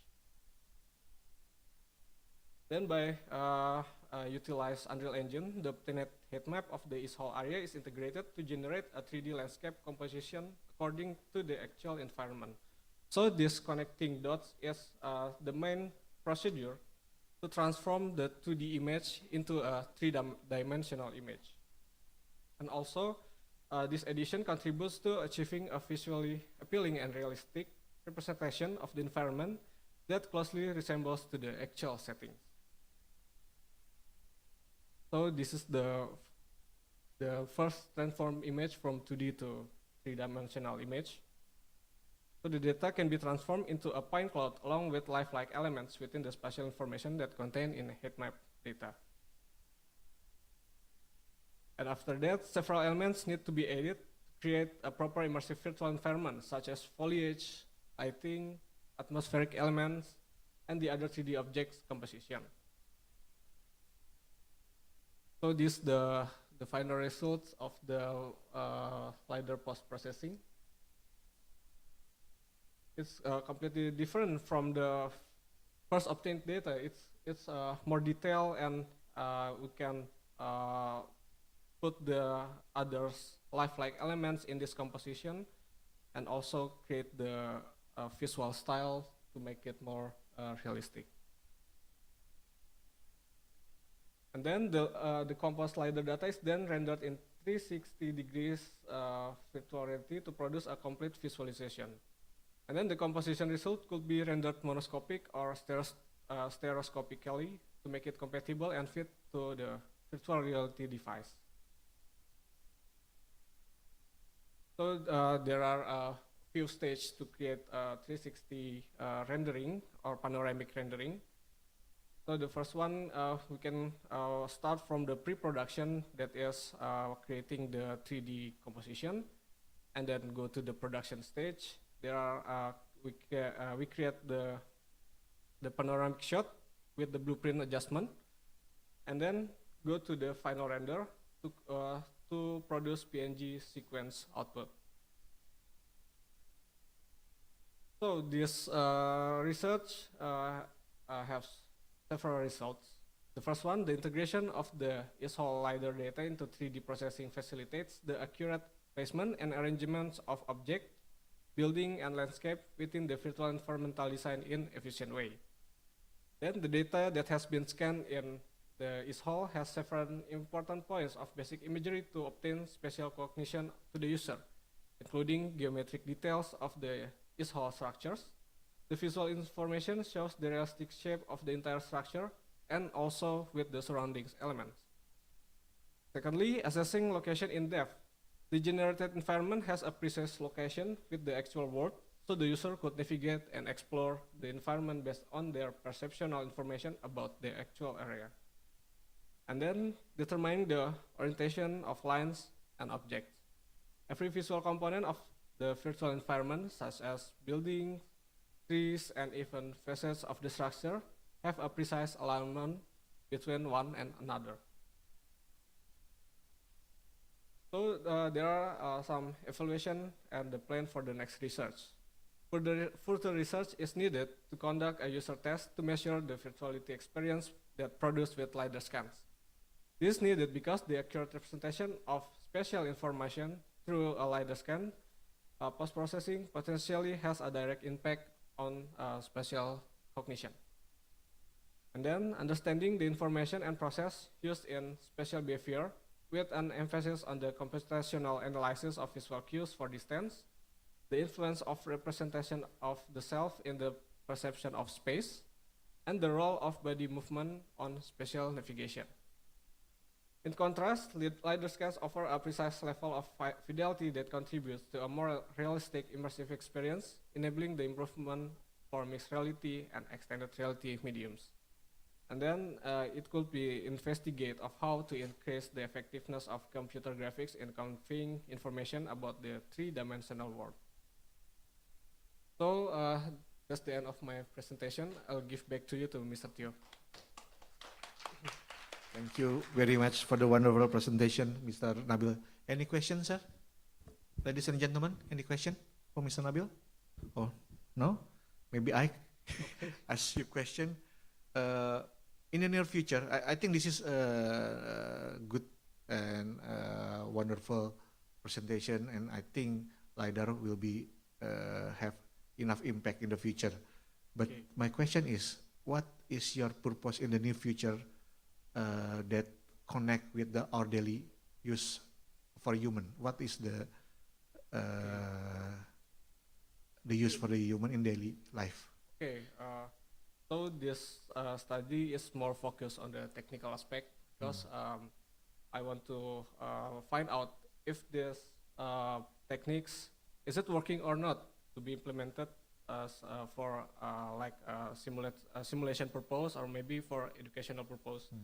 And it could be applied for create a simulation or maybe product visualization, and there are a lot more of specific theme to apply it by these techniques.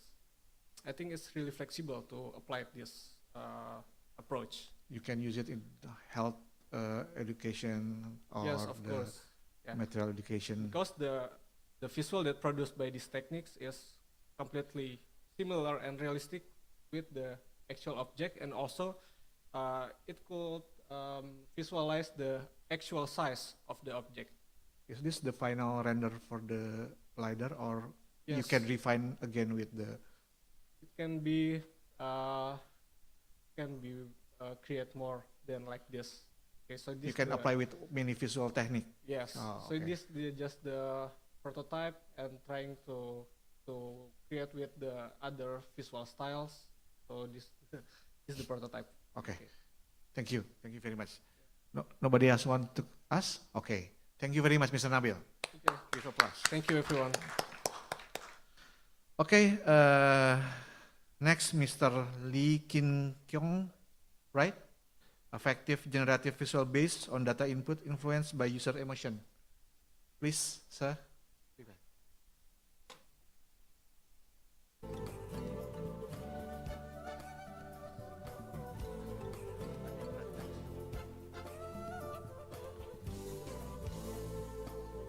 Okay. Pagi Pak Adia. Okay, morning to my fellow colleagues, my professors and everybody from Maswara, and also pagi to all the visiting people from Indonesia. Thank you for being here. Okay, so this is my first time presenting this paper, so I will try my level best to present it in the most interesting way. By the way, my name is Lee Kin Kyung, and this is my title. So, okay, I'll just move to the next one. Okay, so my paper discussed about the usage of creative collaboration theory, okay, and mostly is being used throughout entirely by humans to humans, and I'm trying to do something a little bit different where I'm going to map machine and also human, just solely on that tool alone. Now, my focus is basically on designing effective visualization in representing complex emotional state. Now, this is one of the issues is where emotions is something that's quite hard to be quantified visually. So I'm trying to look into something like this in order to explain it. Now, when we talk about generative visuals, with all this technological advancement, computer technology has expanded our capability to do things like this. And as you can see here, the sample on your right-hand side here, this visual is actually done by So Gwen Chong, okay, in 2020. She is famous for collaborating with bionic hands. If you see those three little things at the bottom, there is actually all these robotic bionic hands. So what happens is she will paint together with the machine itself. That's the beauty of it. So that's why she got really famous because of that. So because of that, I got really inspired. I was trying to do something. So how do I kickstart this? So I started off with this creative collaboration framework adapted from Finland in 2015. And it actually talks about using electronic devices to track emotions.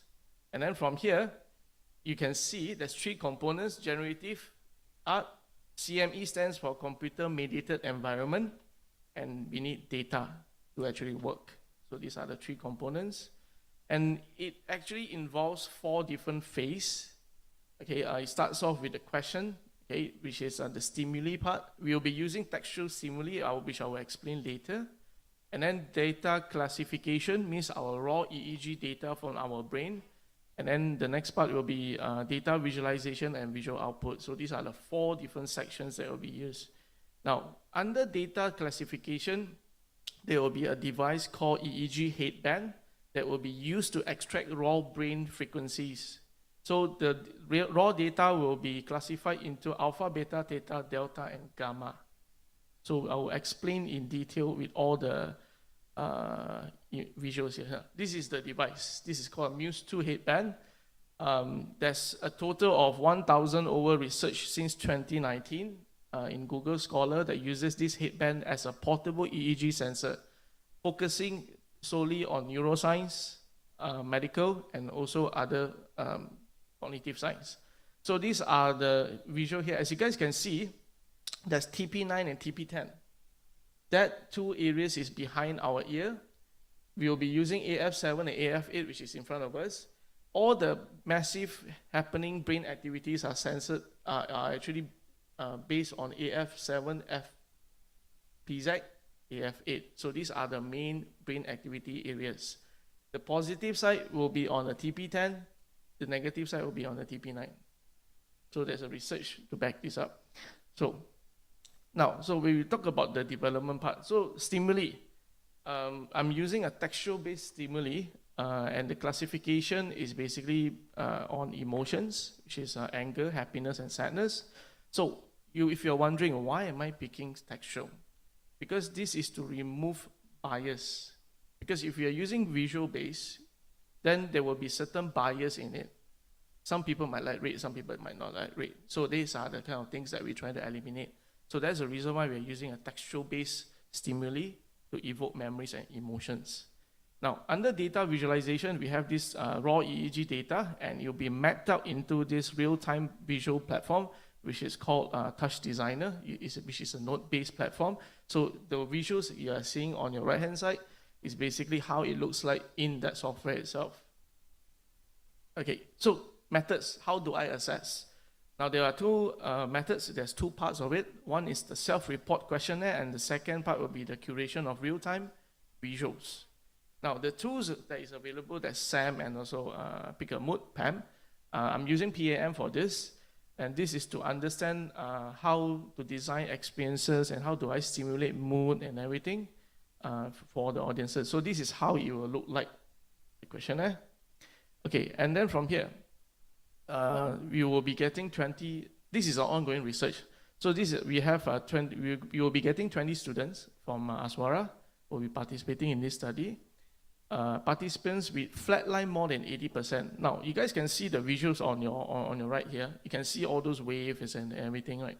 So if the study, when it's during recording, and you guys can see there's also a horseshoe looking thingy there, that shows all the sensors from your brain. If it's not connected clearly on your scalp, you might not be getting it right, so you will get an outline of it. So there will be cases where signals are, we will get flat lines. One of the reason is because maybe the participant is moving, moving too much, there's a lot of physical movement, things like this will affect as well. Okay, so the data collection process. So from here, the visuals that will be generated will be projected in full HD, 45 to 60 frames per second.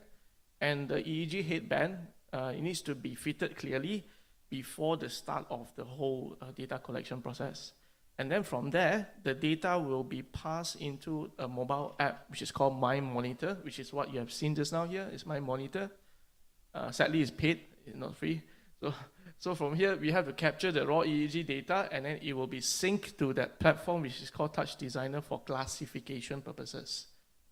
Okay, so from there, the platform data classification and also visuals will be generated from there. Okay, so I'll just go through quickly. What is the procedure when the participants walk in? Now, first of all, they have to sign their consent, because I'm going to extract their brain frequencies, okay, to avoid problems, and also to understand that what they are actually contributing to. And then the next part, they will be fitted with the headband.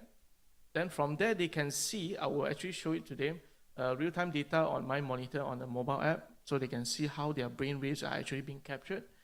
And then from there, there will be some interaction to say that, okay, you try to think of something, you try to feel something, and then from there, you will generate the visuals.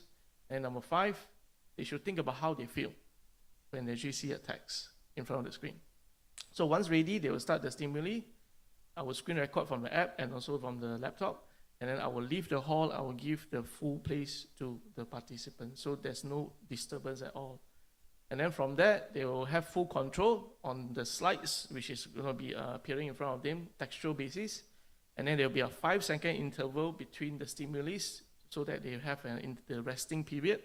And then the last part, they are advised to remain still and to avoid their minds to wander around. So this is results how it is expected. And then from here, from there, from all these 20 participants, I should be getting a range of generative visuals based on their emotions. And then from there, the recorded brain signals and visuals will be analyzed to the highest point and the lowest range. And then it will be on specific stimuli. And then the questionnaires will be analyzed together with the recorded visuals, and the documented generative art will be fully displayed as a curation in a digital platform anonymously. So I'm not going to put their names or whatsoever. So this is just for analysis purposes.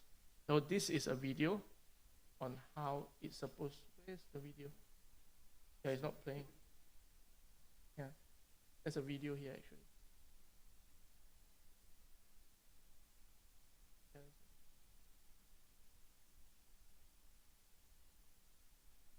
Yeah, there's a video here. Okay, fine. You know, my Google Drive actually. But yeah, there you go. Thank you. Thank you so much. So this is a 15-second on how it actually looks like. This is my brainwave. And I actually try to think of something positive and negative at the same time. So this is how it actually looked like live, real time. So that one is a screenshot from my mobile phone, and this is directly from Touch Designer with the headband on. So it's just a 15-second video. I'm going to play it again. Sorry for the... Yeah, there you go. So as you can see, each sensor is actually reading on Delta. You guys can see that. There's also left, right, front, and back, and everything. So each of these sensors actually read all the 4 signals as well. So this is how it's supposed to look like. So all this is in, if you are more, the brain waves are more active, you guys can see it's getting more detailed. If it's a bit more relaxed, the shapes will go off to be a little bit more, not so elaborated, I'll use that word, yeah. So the colors are all interacting based on how you feel. Okay, right, let's move to the next one. Okay.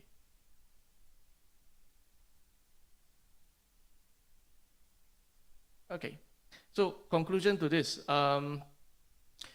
I'm trying to open up the opportunity for generative visuals to actually play a significant role in relation to our emotional well-being. Most of the visuals that we are seeing mostly is just purely on the aesthetic purposes. So I'm trying to put a function to this. And the second thing is visualizing emotions in real time as a continuous development chart.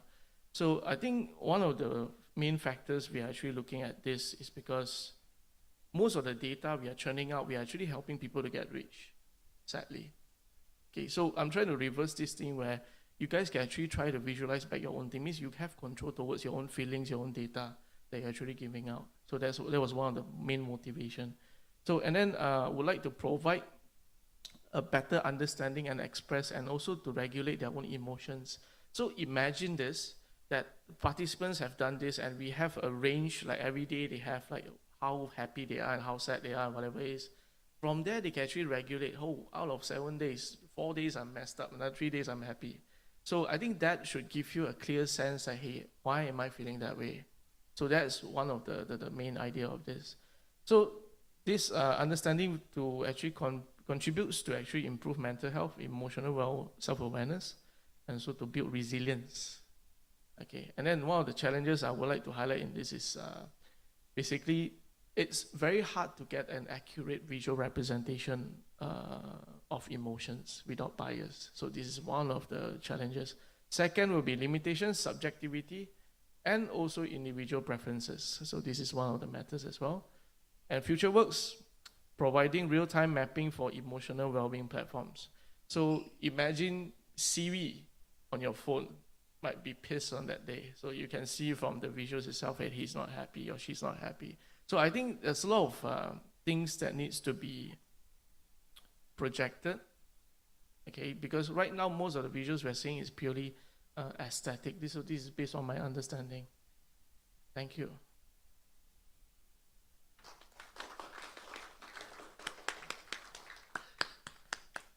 Nice research, sir. Oh, thank you, sir. Thank you. Any question, ladies and gentlemen? Yes, please.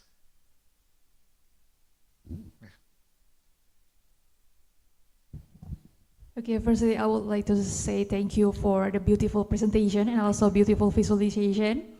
Let me introduce myself. My name is Fonita from UMN. I would like to ask about what triggers you to have this research, because it's something that maybe probably people did some research about emotions and also visualization, but they have never like connected it into visualization. So that's my first question. And then maybe for the second question, we know that emotion is something that is really complex, right? We cannot just define that we are happy now, but there are like so many emotions inside. So how you can translate it into some colors and also visualization, because maybe, for example, happy represents a red color, but how you can determine it? Okay. I think that's my question. Thank you. Okay, thank you. Interesting question. Okay, number one, I think the main motivation in doing this is basically to visualize emotions. That was one of the reason why I'm doing this. Because most of the visuals because I've been doing visual arts for the past 15 years. And most of the time we are doing it for a client. And that's the beautiful part of it. So when we do it for clients, it's what they want. So it's hardly about doing something about what we want, what we feel. So this thing actually gives me an idea where, what if we can visualize our emotions? Like, how much do you love that person? Maybe my wife won't be happy if she says this, but yeah. So imagine you can visualize emotions. How do you feel? So that's the main final idea of it. And then if you mentioned the second question, there's a lot of research that's being done on this. Yes, there's a lot of research, there's a lot of EEG data and everything, but most of them contributes to an Excel chart. You only see it in an Excel chart. We don't see it something that's real time. It's dead in front of us. So what if you can see it in real time? That what I think we have seen the prison, the thing, it was fantastic. So that's the real time thingy that we're trying to bring in for people to actually understand that, hey, what if I can see my own emotions? And who knows, by understanding this, there's a highs and lows in happiness, how happy you are, for example. Or maybe we can understand from, let's say, HR point of view. HR people, they are not happy with this or whatsoever. So we can actually understand that how unhappy they are and what triggers them and everything. So from that textual thingy. Because like what I've said earlier, if you're using a visual, there's a bias. And also you mentioned about colors as well, right? All this, right now, what I'm trying to map is saturation. So if I am very calm, like relaxed, the colors will be a little bit, chill, like a bit more desaturated. So if you notice there's a higher brain activity going on the next part. Yeah. Apologies for this. Yeah, there you go.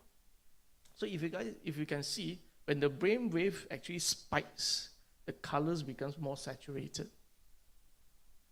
So from there, we can actually understand that, hey, why am I feeling this? So if you notice that this is still an ongoing prototype, it's near completion actually. It took me about 2-3 months to actually play around with this.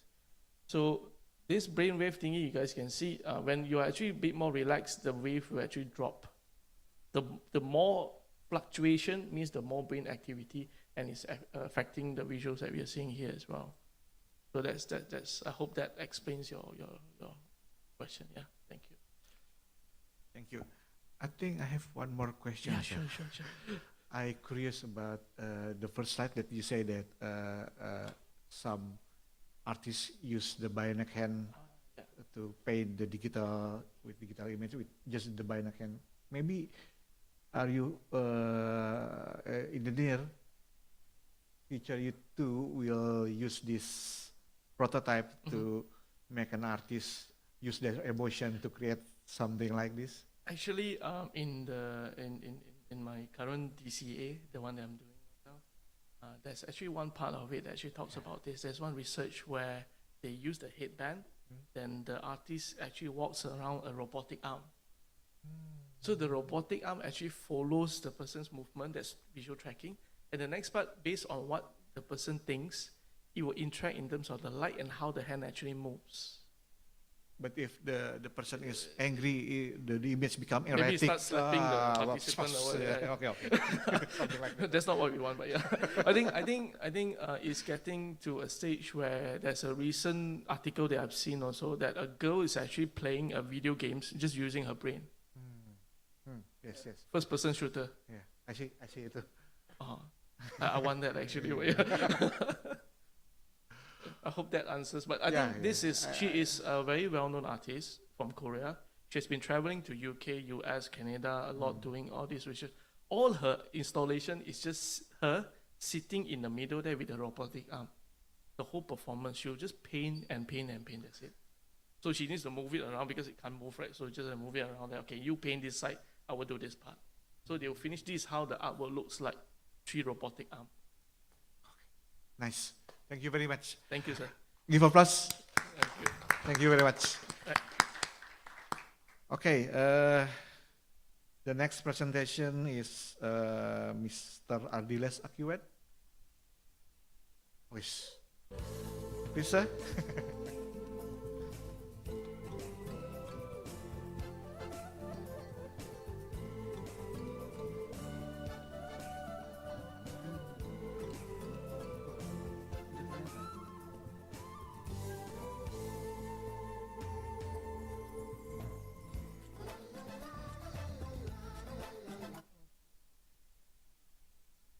Okay, thank you.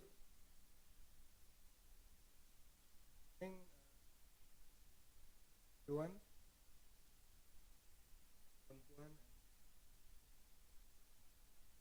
I hope you are all good health and high spirit.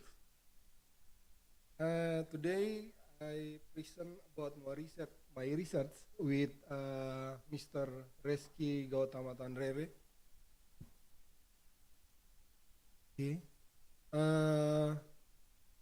Pugu Keset Virtual Photography Exhibition, Photo Study Using the Third Meaning. Okay.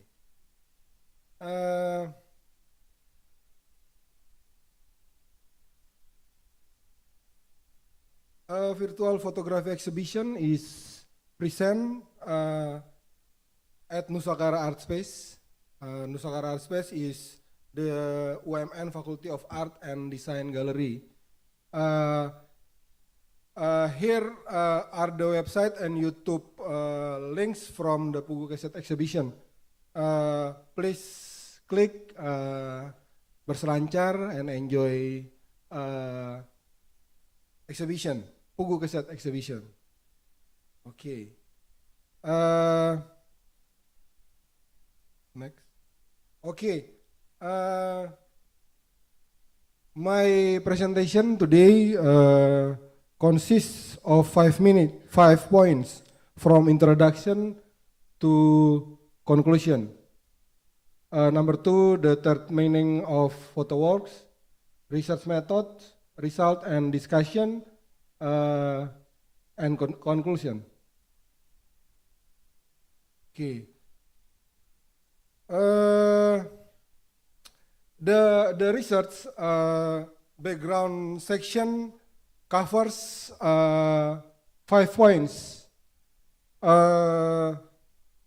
The emphasis on interaction, aesthetic, idealistic analysis, aesthetic experience, and light sensation and visual form sensation in photograph.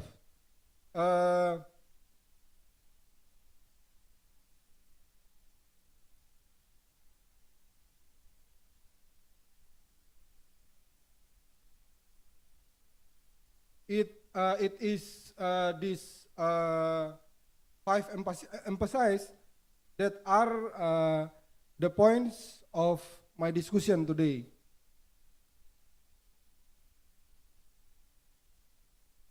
Nah, this picture is Branda exhibition on Pugu Keset exhibition.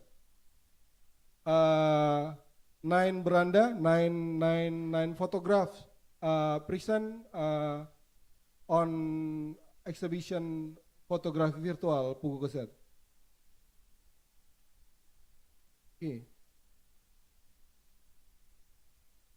This 3 point explain how to study photographs through the semiotics of third meaning. The third meaning is a personal or idealistic meaning, depends on the subject of the interpreter.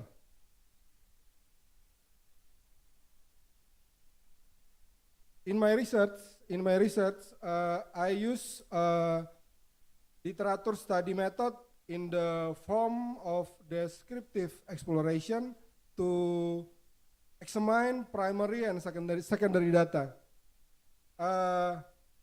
Primary data in the form of photographs were obtained from the Pugu Keset exhibition. Secondary data comes from immersive experience when viewing contrasting light, sensation, and change in shape in photographs.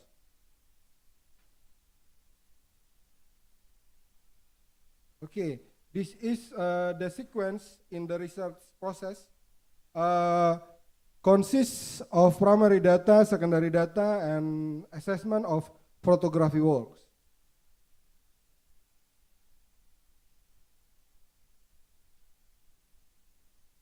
From the primary data, the research choose two photographs. The reason for choosing these two works is because in terms of light and form, they can trigger an immersive experience.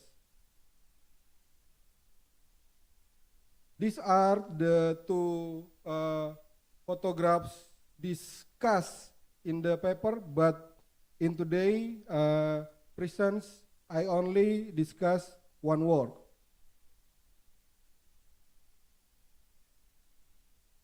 Okay, in the discussion, there are 3 steps. It starts with identifying the sensation of light and shape in a photograph.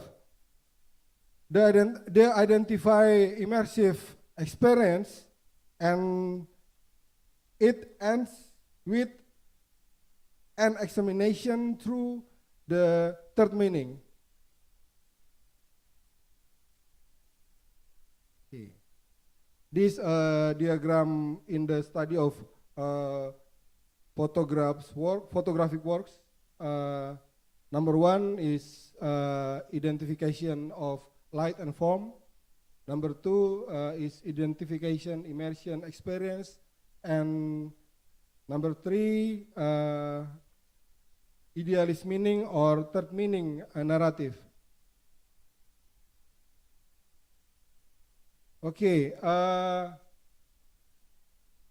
the third meaning in the photographic work entitled Our Face, step 1, the sensation of the contrast of light in this photograph triggers an immersive research experience because I look opposite. And number two, I see red is the strongest and acts as an antagonist. Then the memorable light blue protagonist. The immersive experience of the sensation of contrast led researchers to the film Gladiator starring Russell Crowe. The film unravels the message about someone who is strong but loose, then wins in the future. And number two, the contents of this message seem to occur frequently in our lives. Therefore, try to stay happy. Okay, determining in the photographic works entitled Our Face. Number one,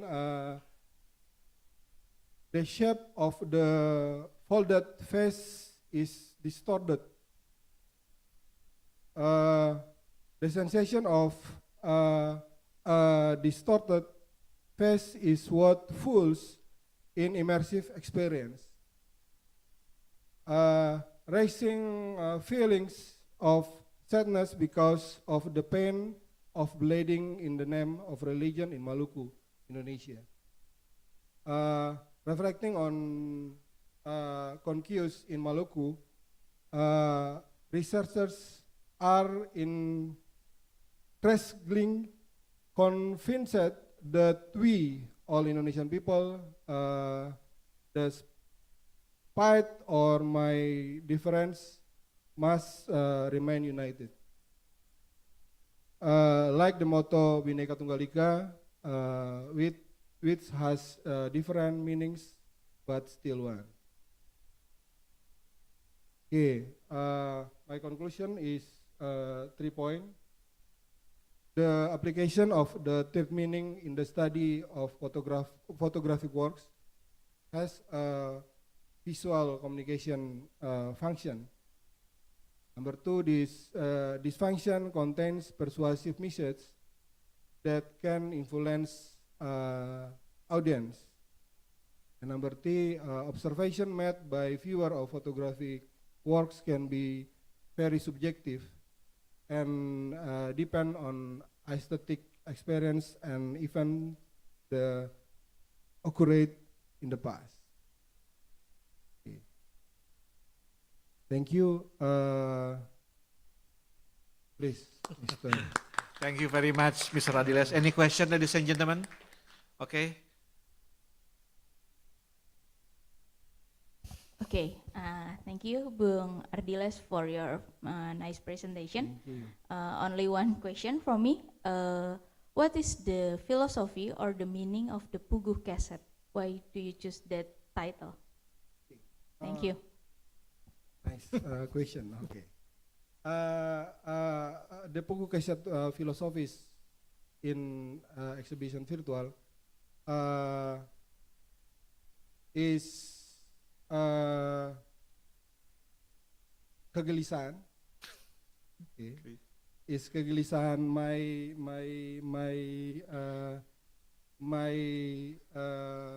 imagination and Master Reski imagination about we see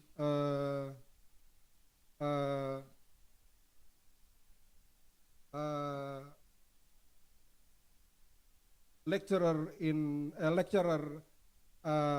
of art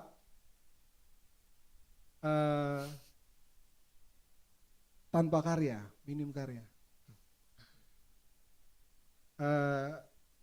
is philosophies more membuktikan we exist in photographic work and lecturer photography. Thank you. Thank you. Okay, one last question. Thank you, Mr. Ardiles, Okay, for Mr. the Edo. nice presentation. Actually, I want to ask a simple question. In your point of view as the researcher and the creator of Puguh Cassette, you already presented two types of category in Puguh Cassette, if I'm not mistaken. Which one that, as a designer, that you really like and why? That's all.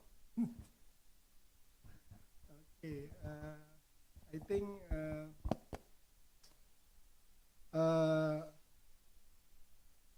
art and design is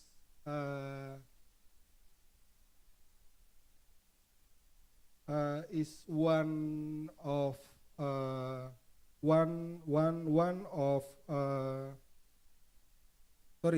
art and design in my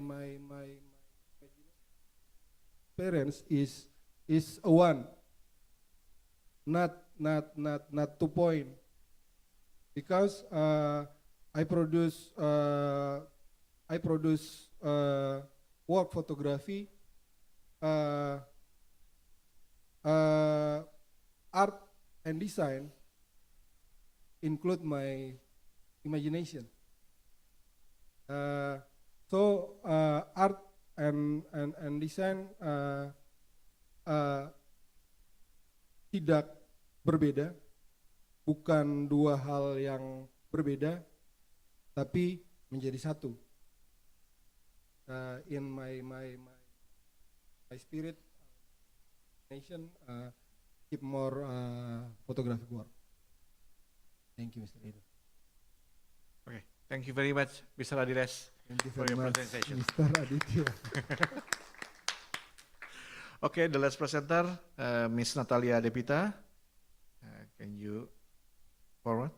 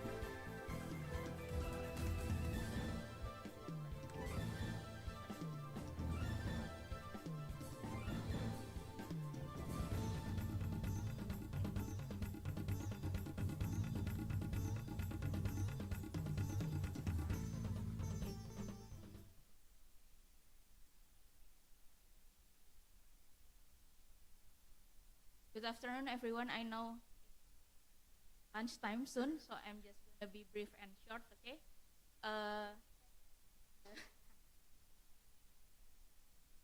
So this is my last project. We get a grant from the Ministry of Economic Coordination and Germany-based organization. Its name is the project name is the Interactive Film Cahaya Cinta Perlahan Menyilaukan.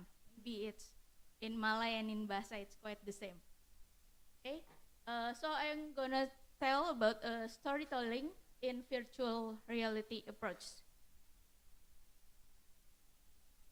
So this is a VR-based interactive film. So to access or to watch this project, we have to use the VR device. And this project is developed for teaching about basic lighting techniques for the vocational skills. Yeah. So there is about 9 universities get the grants from the government and the GIS. And then we create about the 2 episodes. So why have to be a storytelling? Because we are in the film department. Storytelling is very important, and nowadays youngster in Indonesia is really love K-drama, like K-pop, and they love the soap opera. So that's why we choose to make the storytelling So this is set at the university. There is three characters, Leica, Sony, Alexa, and one narrator, which name is Fuji.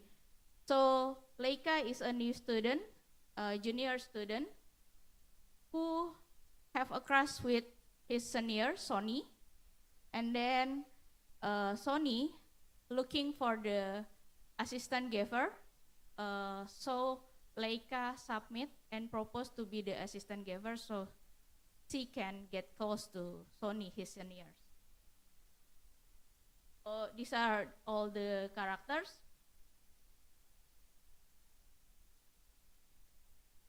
I'm gonna show the trailer first.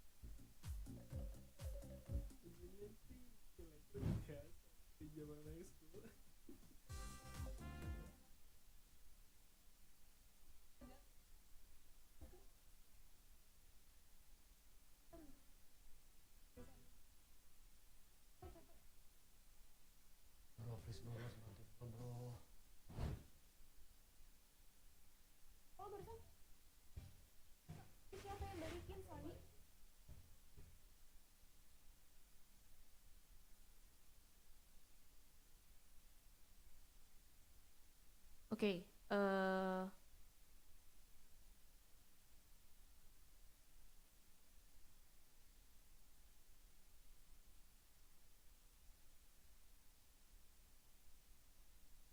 So basically, this project, interactive film, have three different level of storytelling.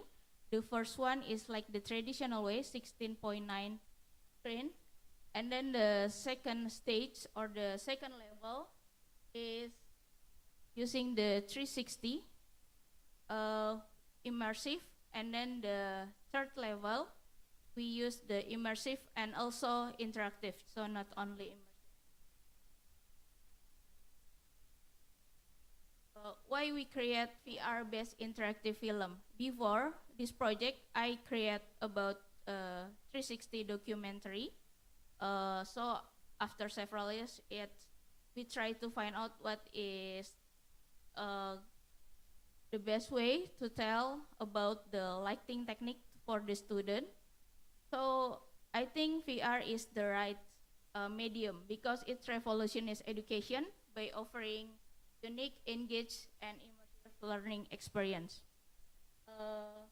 It also provides a dynamic platform for interactive and experiential learning.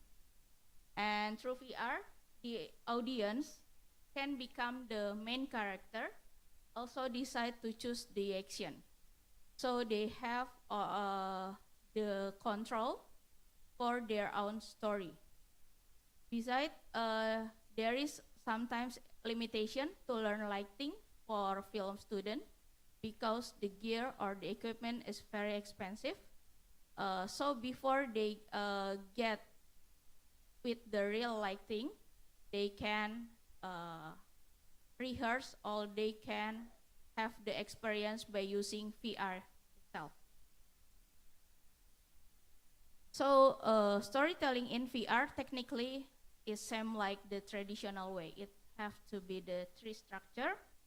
But from Bacar, there is one interesting structure which is backstory, where it's important for the filmmaker or for the directors to design the experience. So it's not about the journey of the character, but about the character's journey itself.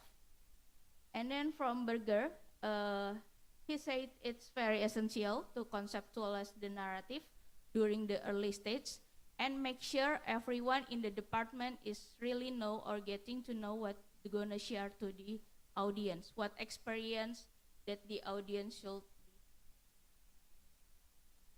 So for the audience, before they watch the real film, we made the video guide how these 3 stages will appear in front of them.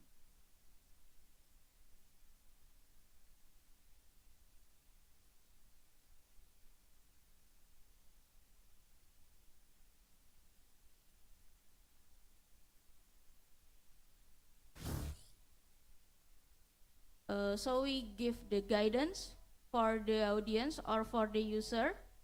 They have to be sit, and for the VR, maximum duration is only about 10 or 15 minutes, because after that usually the user will get dizzy.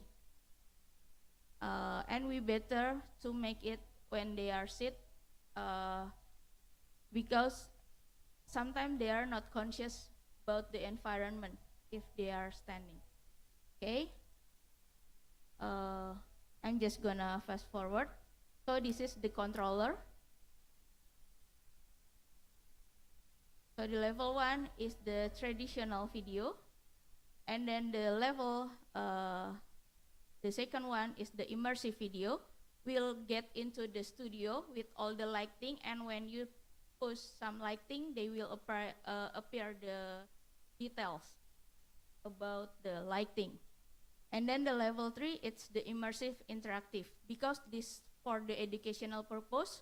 So at the third level, there's gonna be some quiz, some pop-up quiz, and they have to choose the right answer.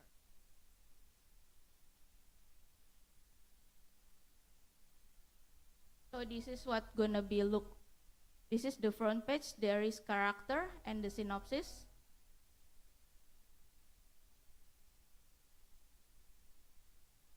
And then after this is the third level. So when they choose the right answer, they will lead to the video tutorial how to operating the lighting.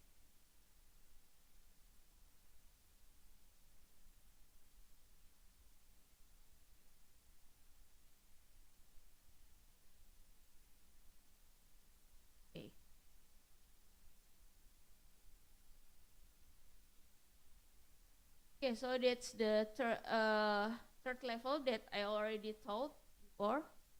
And then, so I designed like this with my team, with my colleagues. So each video duration maximum 5 minutes, 1 or 3 minutes. And for the first stage, we try to break the fourth wall. So we use the first-person perspective, and then we guide by the narrator itself. And then at the second level, we change the perspective. We become the one that involved in the movie. Also for the third level. So this is some of the script. So for the first level, that's going to be introduction about the character and the story, also the conflict and the background. And at the second level, there is immersive but non-interactive. We describe about the lighting details and how to choose the right lighting. And then for the third level, it's immersive, also interactive. We use the Unity software. The student have to make sure which the right lighting for their own set for shooting. And then they have to check the operating procedure and how to put it on the right place.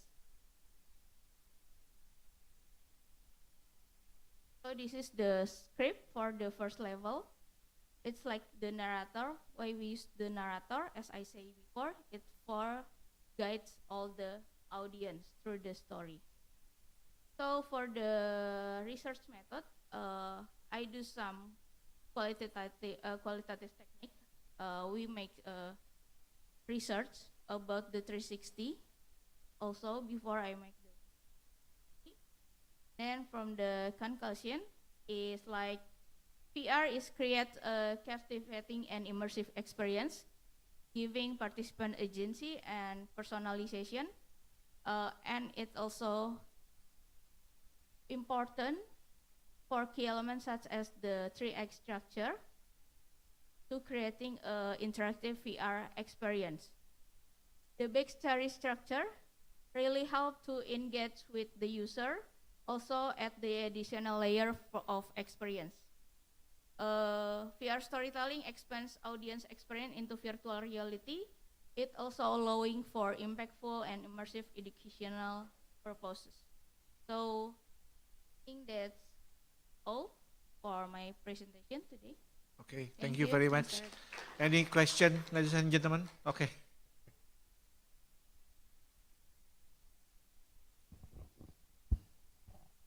Hello, Miss Natalia. I want to ask maybe a few questions about your research and project. By the way, that's a great project.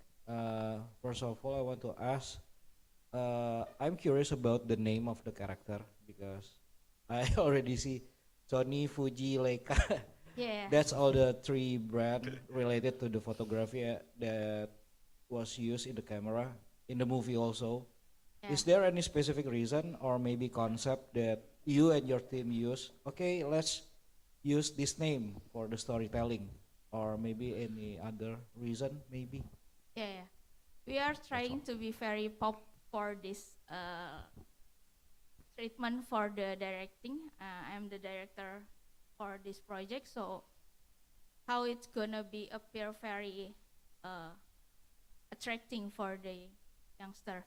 So that's why we use the three brand names, because it's under the director of photography department or under the camera department. So we use the popular brand like Alexa, Leica, Fuji, and Sony. And the story is very simple but cheesy, so they can enjoy. Yeah. So that's why I use that. And also the title is from the Dragon Ball song, Cahaya Cinta Perlahan Menyilaukan. It's so it's easy to remember for the audience. Okay, thank you. Any other question? Okay, I want to ask, is this the movie is embedded in your course subject in film program study? It's for the vocational skills, so for the high school. Oh, for the high school students. That's apa ya, SMK. Oh, any multiple ending? Sorry? Multiple ending? Any multiple ending in your movie? Yes. Yes. Yes. How many? Also, How many? There's two. Only two. Because we make it easier for us to. Okay, thank you very much. Give Mrs. Natalia applause. Okay, so it's time for lunch, right? Okay. Okay, thank you. I will give to Miss Nadia. Yes, I guess everyone is hungry. Okay, so I would like to recap and congratulations everyone to all presenters. So we are going to have for a short break for lunch, and our next session will start by 2:45. Okay, it's a parallel session 2 with a session 3A, session 3B, and session 3D. So the session 3A will be here in Orchestra Hall with the topic of media and digital experiment that will be moderated by Dr. Ratna Chahaya Rina. So after that, we will continue with high tea and straightaway gala night at 8 p.m. at Sutra Foundation, Kuala Lumpur. And I would like to invite everyone, all guests, to join the lunch outside. And thank you once again, and have a good day. I would like to invite everyone for the short break and usher and everyone to assist them for the lunch. Thank you so much for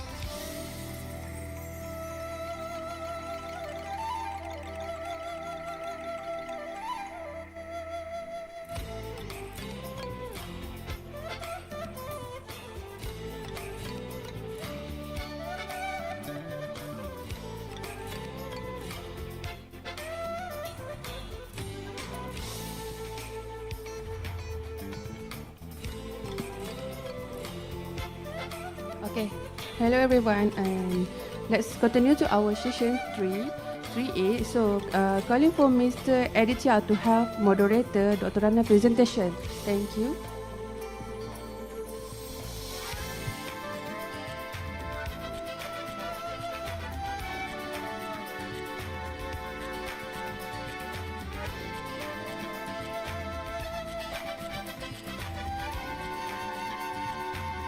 Okay, good day, everyone.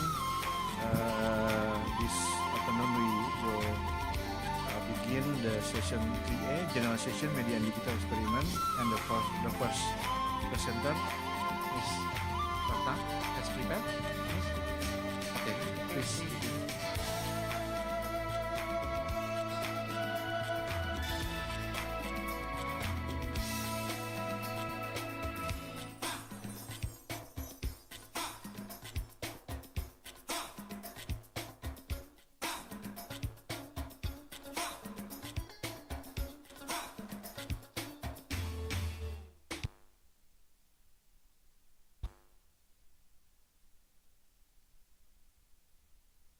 Afternoon, gentlemen. Today I'm very grateful to be able to present about my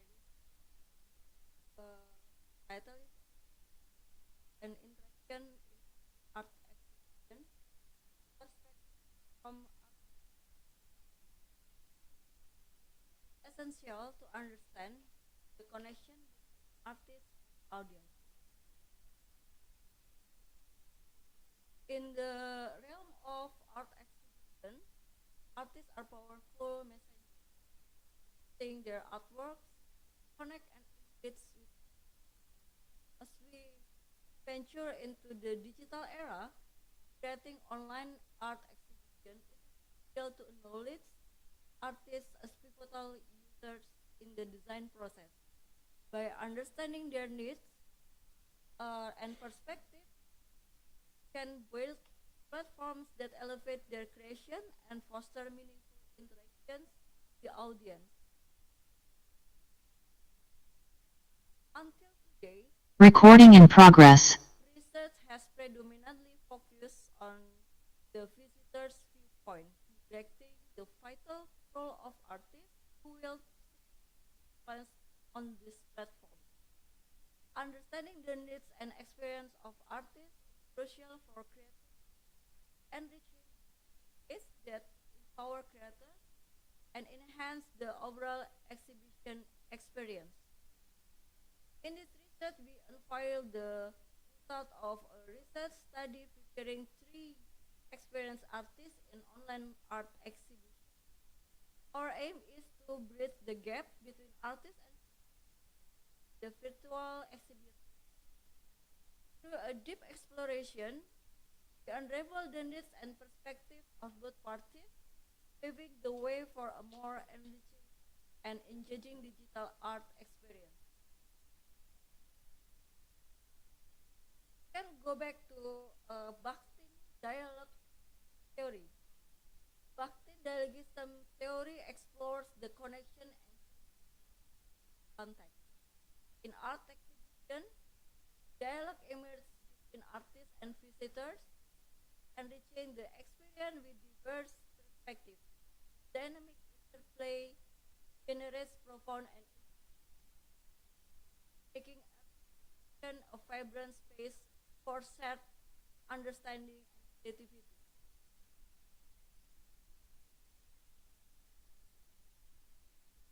A restorative analysis that we delve into the experiences of 3 exceptional artists, Antin Sambodo and Evi Yonatan, both are ceramic artists, and Devi Ferdianto, filmmaker. By observing existing exhibitions, gain valuable insight into their artistic journey, technique, and insight. The first dialogue that we look into this is between artists and exhibition. In the words of Antin Sambodo, said that art exhibitions serve as a platform for meaning changes, fostering growth through insights shared with fellow artists and the audience. While Evie Jonathan recognized the diverse strategies of online exhibition, unlocking new possibilities for artists. Meanwhile, Devi Ferdianto believes online exhibitions excel in showcasing artworks, but emphasize that increasing visitors numbers do not automatically guarantee higher appreciation. The second dialogue is between artists and Antin Sambodo highlights the absence of interpersonal interaction, limiting opportunities for broadening perspective and fostering loyalty. Evie Jonathan, however, sees elucidating her works from her perspective while avoiding typical physical questions. On the other hand, Devi Ferdianto emphasized the potential of physics where interaction between visitors and artists lay the foundation for artful pieces, balancing virtual platforms and face-to-face encounters to enrich the artwork experience.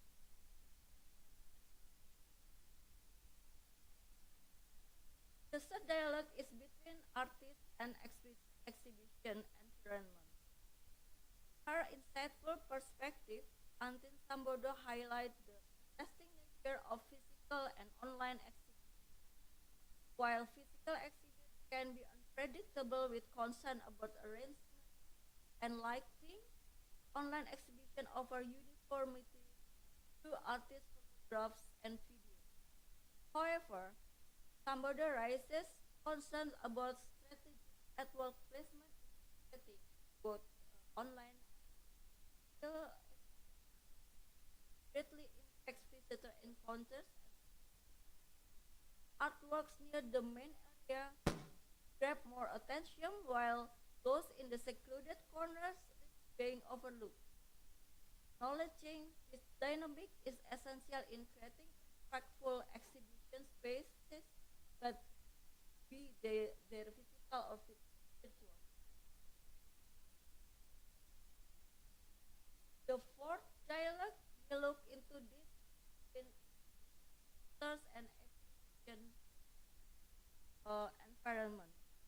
In online art exhibition, the absence of dialogue among visitors is notable due to their individualistic nature. This lack of interaction makes visitors miss moments of togetherness and discussion which are essential for appreciating art fully. To foster a deeper connection with art, we must explore ways to encourage meaningful dialogue and engagement among visitors in the virtual realm. And here, conclusion of this research. The research highlights the significance of dialogue for artists, art exhibition, fostering connection and insight. Online exhibition have limitations in conveying artistic quality and shared experience. Therefore, both online and physical exhibition should complement each other. Online platform can inform and market, while meaningful artist involvement encourage dialogue between artists and visitors, enriching the art experience for all. That's all about that.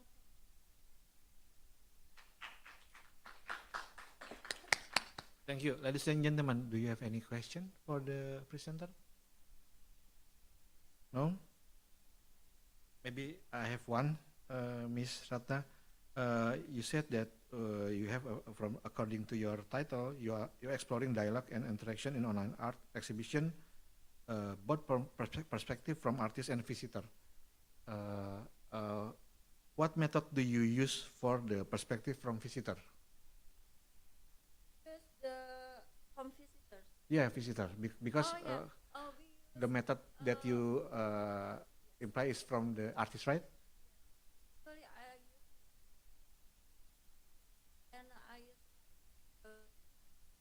a few methods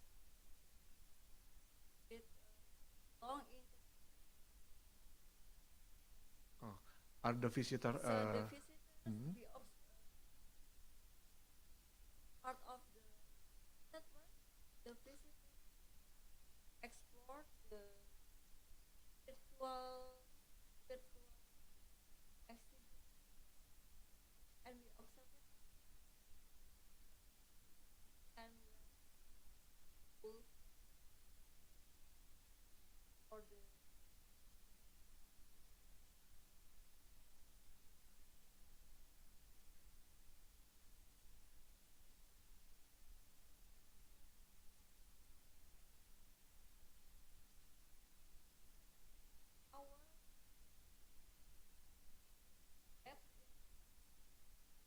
are there enjoy or sufficient with the online exhibition, or they are prefer the offline exhibition, on-site exhibition?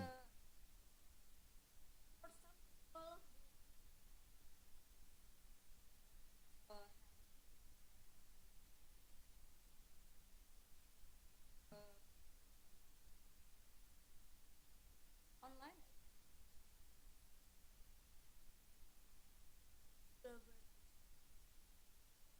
Oh, okay. And the others is more like to on-site exhibition. On-site.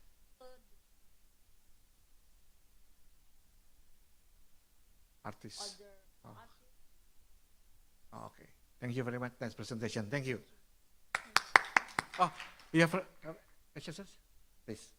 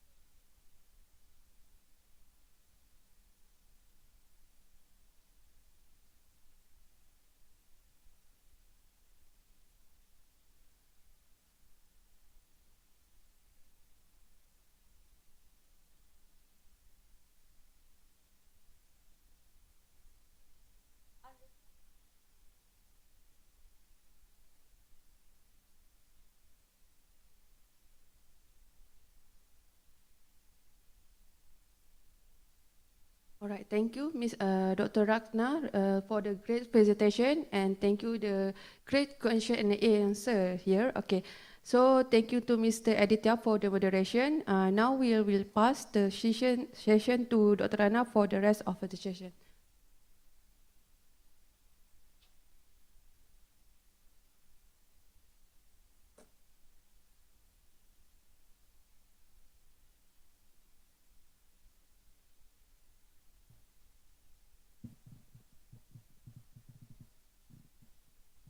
Okay, for the next presenters, let we give time for Rudy Tajudin. Give applause.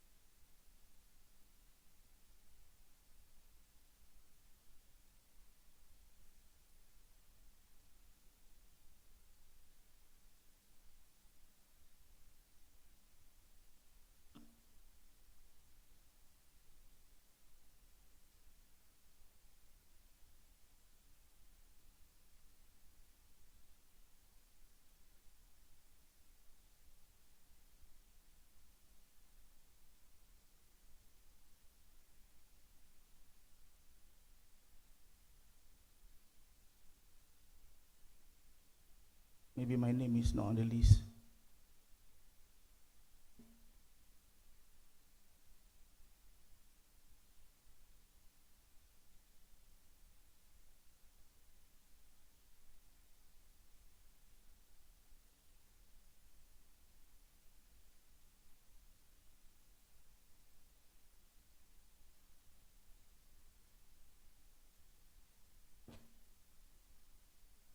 Assalamualaikum warahmatullahi wabarakatuh. My name is Rudy. I'm the student from Aswara, and I would like to welcome to all the friends from UMN. Is that right? How you promote? It's part of promotion. and also my friends, fellow friends from Aswara, fellow technicians, officials, and especially to the Dean of Postgraduate Studies, Professor Halim, my fellow friends, Dr. Joe is there. All right, thank you for supporting me from day one until today. I'm still not graduating yet. Just this evening, this afternoon, we were talking about graduate on time. But mine is actually graduate on the go. Not yet. All right, my name is Rudy. I'm working in University Putra, Malaysia. And I'm doing this, still pursuing with my, they call it here DCA, Doctorate of Creative Arts. I'm still doing it. It is a PhD. And then I'm doing it, this product is actually, I call it iFlute. iFlute, which is meaning that intelligent flute.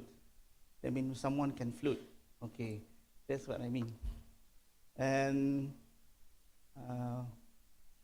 okay, this the background is why I want to do this research. Yes, actually, because I'm so concerned about incidents that happen to those who are in the water. So especially because the numbers of the incidents is so high, especially because of their actually drowning. So they're drowning in the water. So I'm so concerned about the community that I actually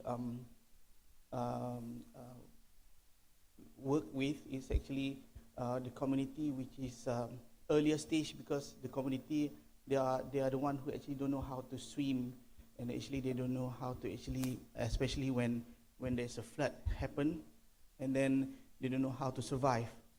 Because earlier research, I went to one of the state in Malaysia, because during the floods, the mother actually she only know what to do during that time is just to grab the child and put in the basin. So then actually she walked without shoes to the safer place. But I think that is very, very dangerous, and it is actually it's something that triggered me to come up with a research, and also I'm working on the project, and finally actually I have the prototype that really to me helping those who are actually involved in flood. And for your information, there are a few statistics about the age of children and teenagers that involved in the incidents in the water. And we are talking about also when we look at the location of Badan Air, which is the place that happened, the incident happened, waterfall, and also the river, drainage, lake, and some other else. Yeah, and then we are looking at also some of the location, and also after a few research done, we discussed together with the supervisors and with the NADMA, the National Disaster Body in Malaysia. I was suggested by them to come up with a research focusing on the fire and rescue department in Malaysia. So now, instead of the bigger community, now I'm focusing to a smaller community, which is the fire and rescue department in Malaysia. We call it Bomber, right? But in Bomber, in fire and rescue department, they have a special department that are dealing with the rescue in the water. So that's what they call PPDA. PPDA, yeah? Okay, ladies and gentlemen, and also the aims is what I told just now. I have come up with an additional floating device. For your information, this is not something that I want to replace what the PPDA is using. They now, at the moment, they are using PFD, personal floating device, like a jacket, to rescue the victim, right? But my prototype is actually for the it is actually a additional device for them to use in case of emergency for the rescuer. Okay. It is actually a human design related, because this research is actually started with also what the PPDA really needs from the experience and from the evaluation, and also from the interview session from me with them, and they will actually come up with certain suggestion to come up with what sort of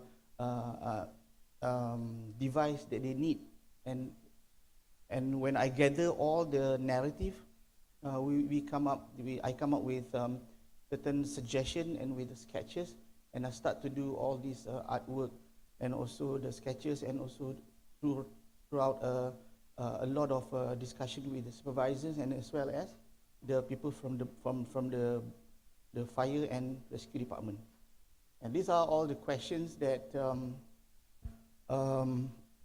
comes up, and then for me to actually to find out with what are the safety devices that they are using in the fire and rescue department, and how they design additional flotation device and have added functionality and value to the existing, as I told just now, and whether it is effective or not, because we want to see whether the device, the new device, is actually effective or not for them to use during the rescue. Okay. Then the methodology. Okay, we are talking about the methodology is very, very important in Aswara. We are actually come up with we call it art-based research. So this is what we actually try to actually embed in every research that we do. Is actually the things that we know, but we actually try to do it, and we do the studio-based research, the practice and the observation and everything. that one is actually our data. So we collect and we do because we understand. We are the one who know what we are doing actually. But at the same time, we collect, especially if we're talking about normal research or scientific research. This is a kind of a different approach of methodology. Okay. And then we are actually, as I said, data is produced and recorded as a creative process in the diary. We also have a diary to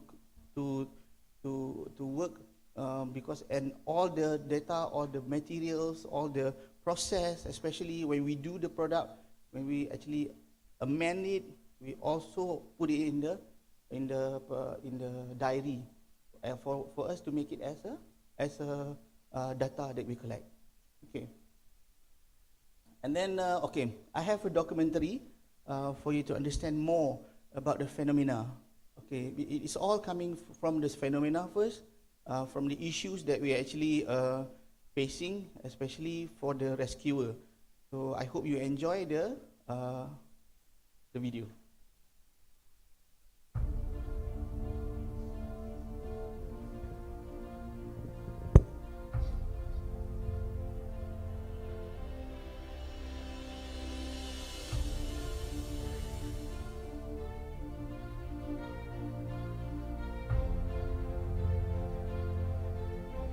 Annually, the country recorded 700 cases of drowning, of which involved children aged between 1 and 18 years old.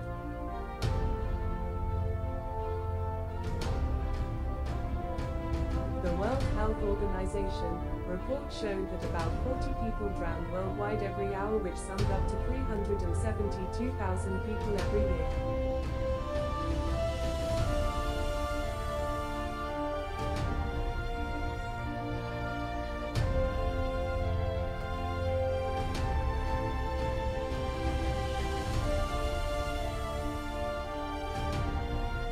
Fire and Rescue Department diving team are also facing the risk of drowning despite undergoing intensive training.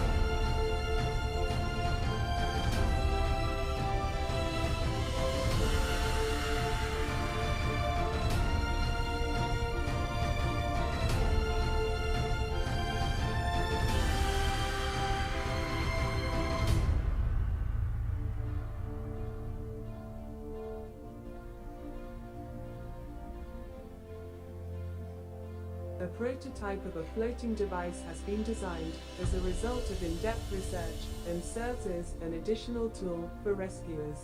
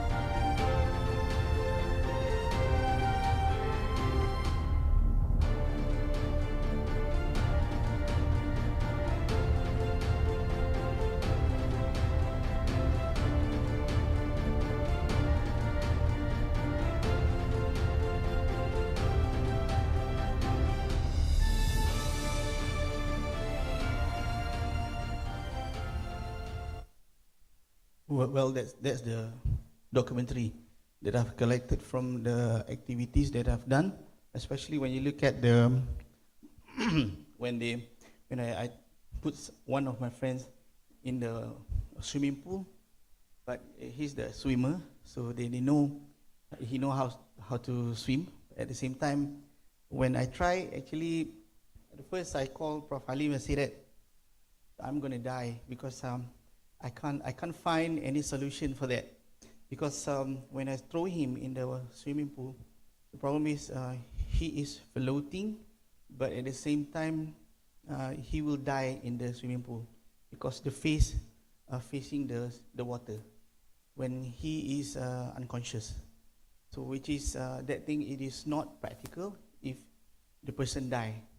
So we tried so many positions. We try afterwards I will show you the area that I put the prototype.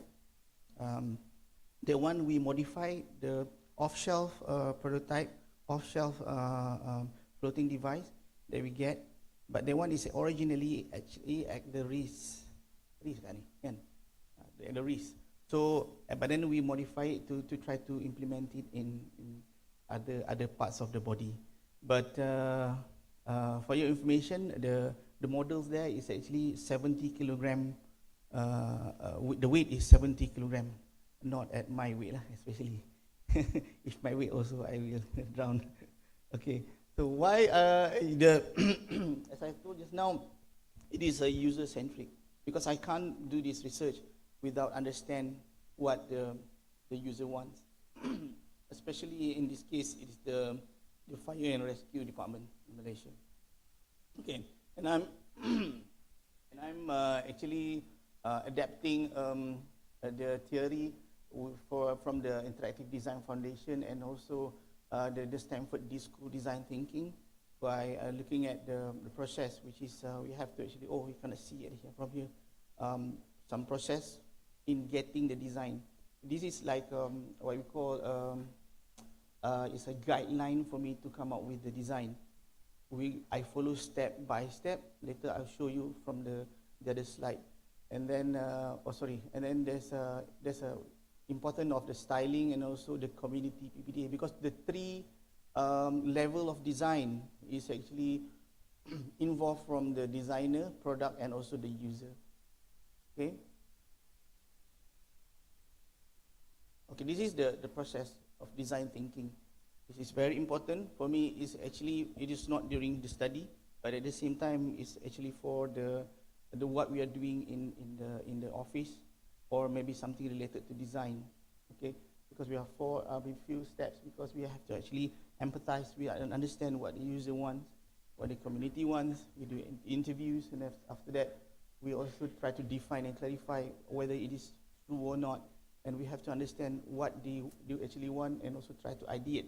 When we ideate, we actually do the sketches. We do the studio-based work. We do the sketches, few sketches. We even some of the first and second product. Actually, I did it myself by using the fabrics from the fabrics, and then at the same time I have to sew it. You know, you have to actually underwent so many process of creative works in the design thinking process. And also we have like a critic session. I think it's a lot of critic session happening in Aswara, and to make the products and get better and better and better until today. We have, and also after that I have to actually implement some of the scientific methods as well to do the drowning test, as I showed just now in the video.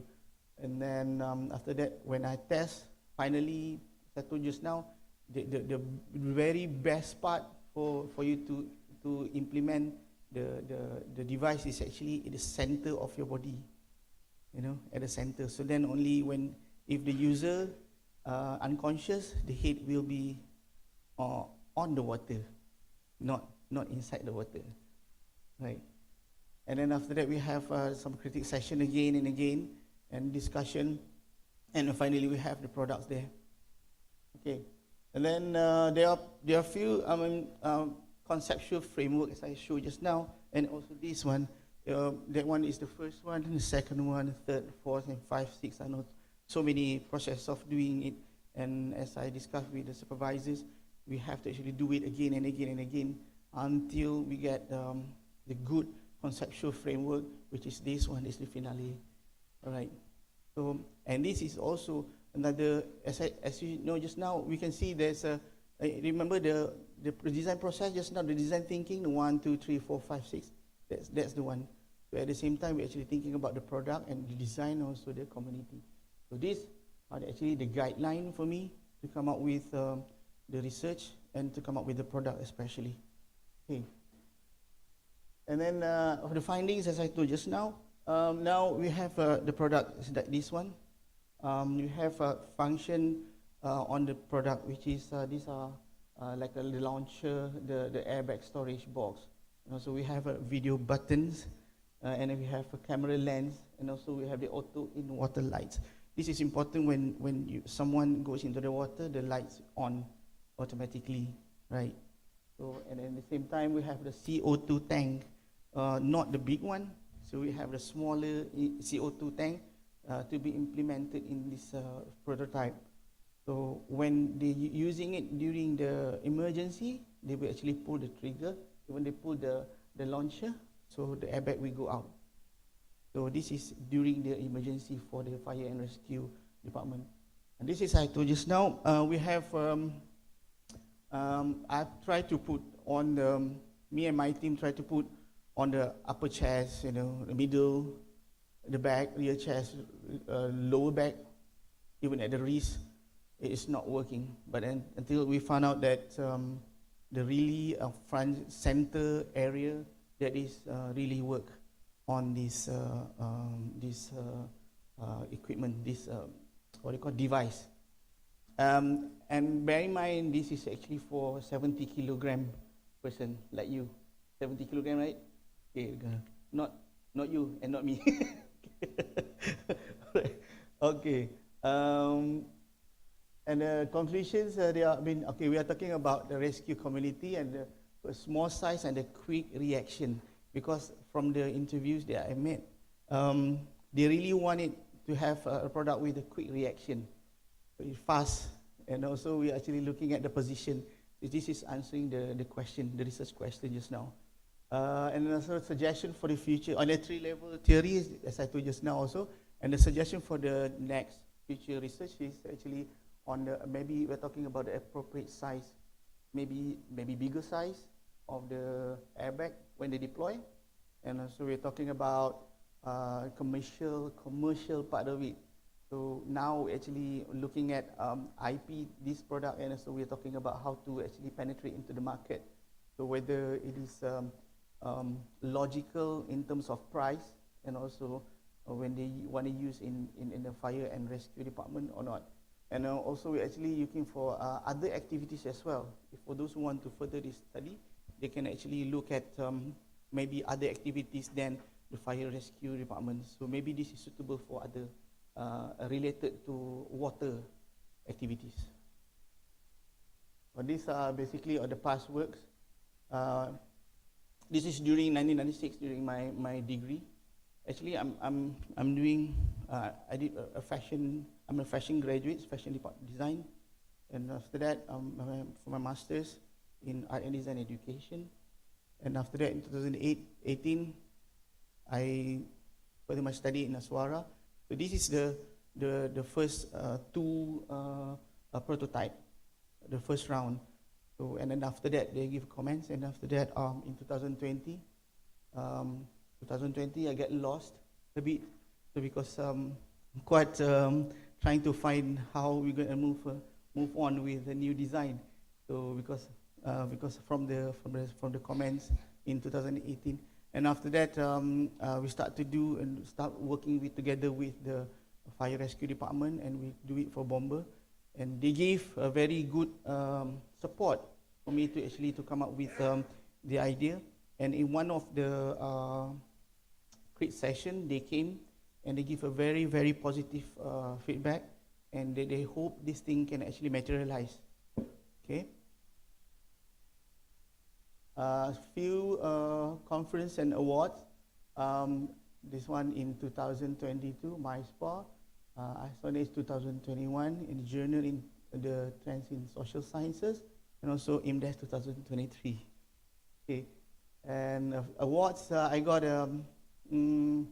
international and I got a silver award for the design that I did earlier for the first phase prototype. Thank you so much.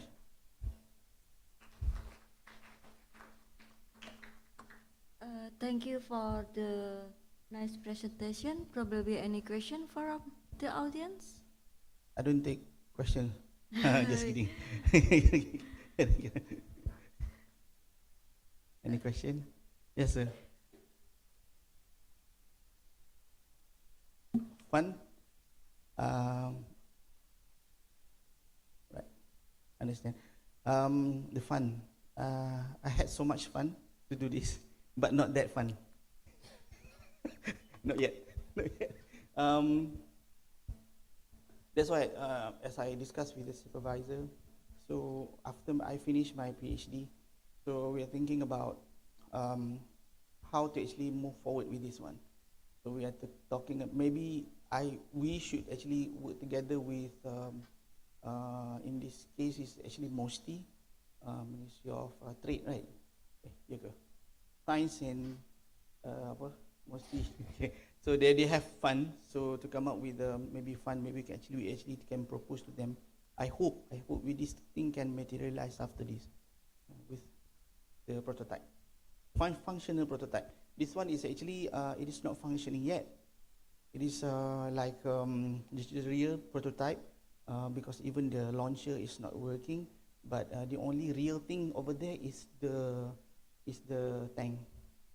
This is the CO2 tank that is working. So, but then this thing we hope when we do the actual or the functioning prototype, then only we can see the real working prototype. I hope I can get a sponsor of fund. Other questions? Okay. Other question from the audience? Probably I have one question. So I read somewhere that the floating position that you demonstrate, that you in water is a real lifesaver, and but not everyone are trained to do this. And with eFloat, I think it could be a real help. Nevertheless, when the float happens, usually it has currents, right? Usually it has currents plus so many other things that come with the currents. How does this affect the eFloat performance? The currents, what? How does this affect the eFloat performance? Okay. You mean with the currents? Currents? When the flood comes, Mhm. usually it The flood, come, okay. Yeah, usually it comes with the currents, right? The currents? The current. Oh, okay, all right. Sorry. That is right. Very good question, Doctor.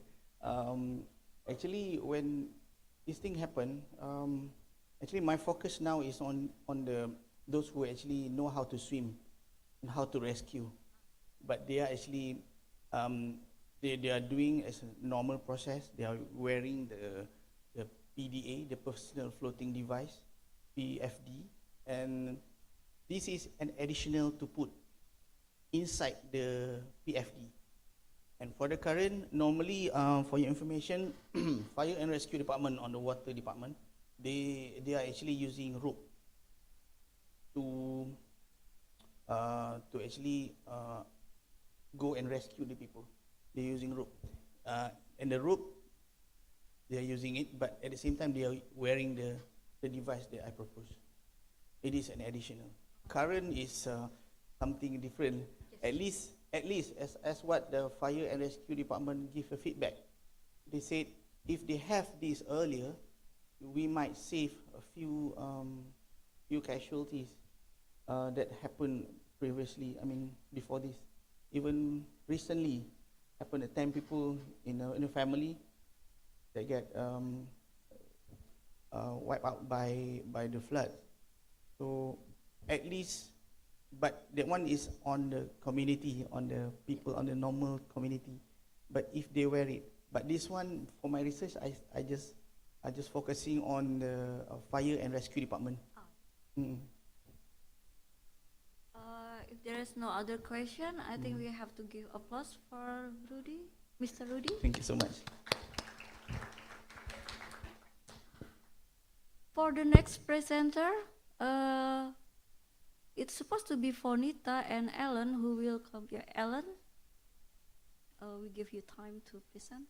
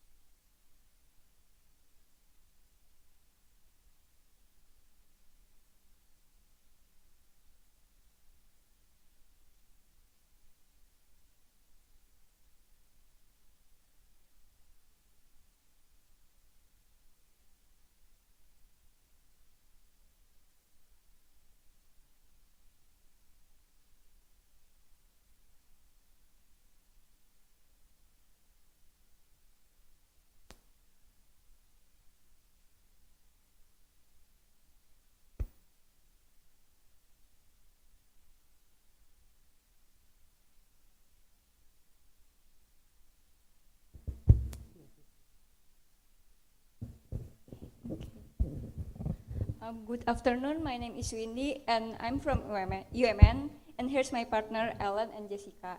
So this paper was also written by Miss Fonita Teresia, but she was unable to join us today.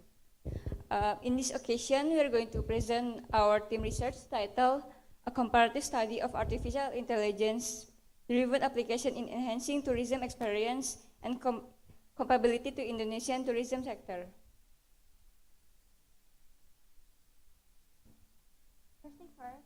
Why did we choose the topic of AI in tourism? Let's see these 3 main points. Firstly, the number of international tourist arrivals has notably increased. From January to July 2022, there was an almost of 3-fold growth being compared with the same period of 2021. This increase represented a recovery of the tourism sector by nearly 60% of pre-pandemic levels, indicating a positive trend in the industry.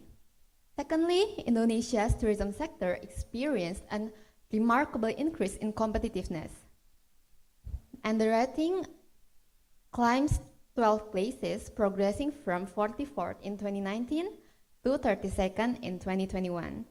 Lastly, Indonesia's tourism sector currently faces a challenge in the ICT readiness aspect, as it ranks 68th of 117 countries.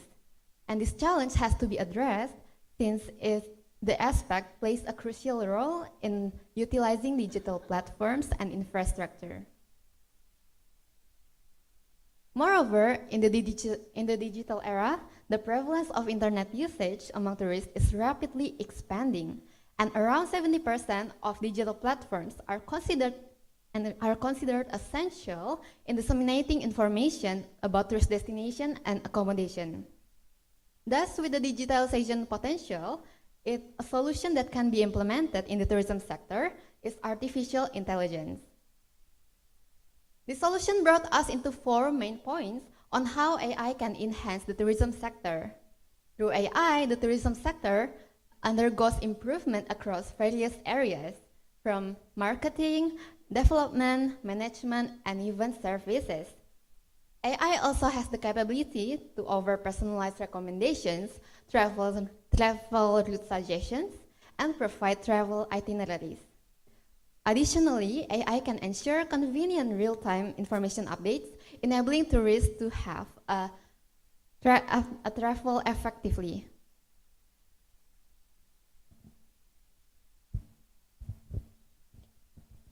Okay, so this is the methodology that we use. We use the comparative study methodology to really see the strengths and the weaknesses of AI implementations in travel applications.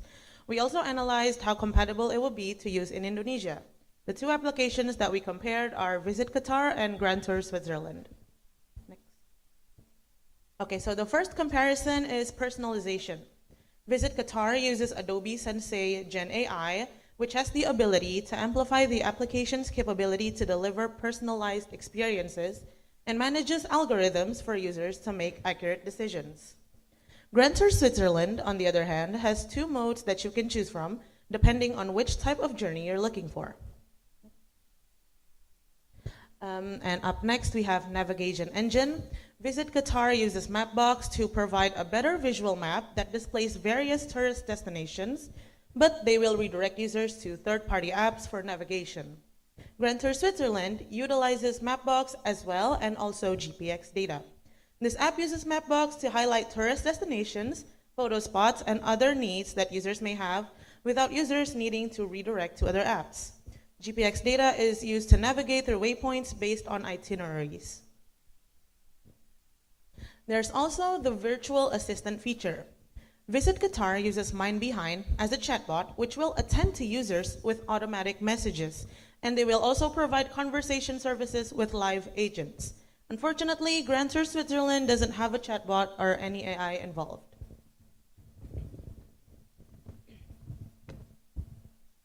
Finally is image and voice recognition. Visit Qatar does not provide image and voice recognition, but Grand Tour Switzerland does. It is a very unique feature, which is image recognition based on AR for gamification within the app. Users can collect virtual objects or photo spots of landmarks. Okay, so here are the key findings of the comparative study that we did. Visit Qatar is very informative, but users couldn't plan trips. However, Grand Tour Switzerland was very informative and also had itineraries that are tailored to the user's preferences. Visit Qatar uses Mapbox as their navigation engine, but it wasn't very effective since users need to redirect to third-party apps. On the other hand, Grand Tour Switzerland uses Mapbox effectively for travel route navigation. Visit Qatar has a chatbot as their virtual assistant, which was very beneficial for users, although the options were quite limited. Grand Tour Switzerland, however, had a very engaging gamification feature as objects at the photo spots proved to be rewarding for users. Okay, here we go in terms of the effectiveness and compatibility of AI in Indonesia. We found these 4 main points. Firstly, digital information is one of the most impactful pull factors influencing the domestic tourists as they rely on photos and videos, trip suggestions, and tourist reviews. Secondly, Indonesia is an archipelago country with plenty of hidden attractions, with challenging tracks that are hard to explore without proper guidance. Thus, a handy AI-driven navigation is highly recommended to be incorporated in the application. Thirdly, Indonesian tends to have a diverse preferences and circumstances that influencing their travel choices. Thus, by incorporating AI features like virtual assistants and gamification, the tourists can travel more effectively. And lastly, current President of Indonesia, Joko Widodo, launched Making Indonesia 4.0 roadmap in 2018 to develop a globally competitive national industry with AI as one of the main components. The national AI strategy also prioritizes the establishment of smart city, including smart tourism, to optimize the tourism industry. Hereby, we provide several recommendations for future AI-driven tourism application in Indonesia tourism sector. In implementing AI, localization is crucial to ensure that the features resonate with Indonesia culture, such as local accents, language, and dialects. The personalization feature also can offer recommendation for tourist destination in Indonesia, and the navigation engine can provide routes, traffic, toll rates, and even the public transportation schedule based on local Indonesia data. Moreover, considering Indonesia is ranked as the second top halal tourism destination, AI can be utilized in the halal tourism by providing recommendations for Muslim-friendly tourist destinations, halal restaurants, and places of worship. Okay, to conclude, AI play a crucial role in enhancing the tourist industry in the digital era. Through AI, a sophisticated application can be designed to boost tourism industry equalization. And by analyzing successful Recording stopped. like Visit Qatar and Grand Tour Switzerland, it was proof that AI was highly impactful in enhancing user experience and helping users to fulfill their needs. The research findings will serve as the basis for the upcoming project opportunity that aims to develop an AI-driven tourism application in Indonesia, as it is aligned with Indonesian tourism goal to cover the abundance of Recording in progress. and the attraction of Indonesia. That's for our presentation. Thank you for listening. Give applause to the presenters. Okay, any question from audience? Yes, Mr. Edo.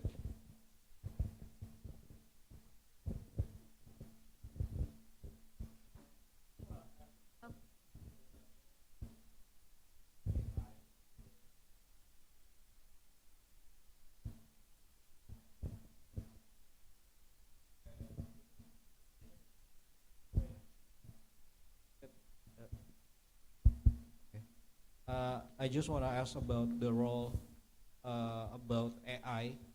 Is there any specific, maybe Indonesian destination that already implemented AI in their tourism, as far as you know, when you are doing the research? Okay, thank you so much for the question. So as far as we know, and we did research as well, we haven't found any applications on certain tourist destinations that provide AI, and that is one of the reasons why we are doing this research right now. Yep, that's all. Yes. Recording stopped. Recording in progress. What do you think that Indonesia what kind of apps or what type of technology or what type of when should Indonesia implement AI on their tourism?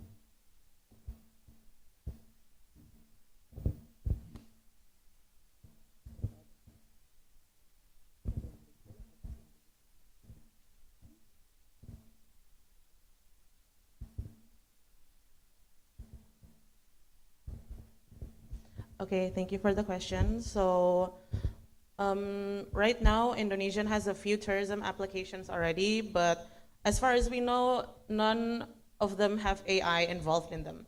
So we happen to be researching also and also making a prototype of an app, which we're not showing right now, but we are working on it.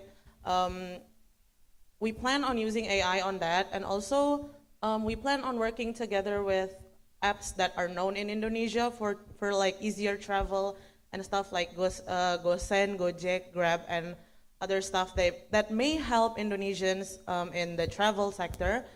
But as far as we know, there are no apps in Indonesia that uses AI, especially in the tourism sector. So yeah, that's why we're doing a research on this one.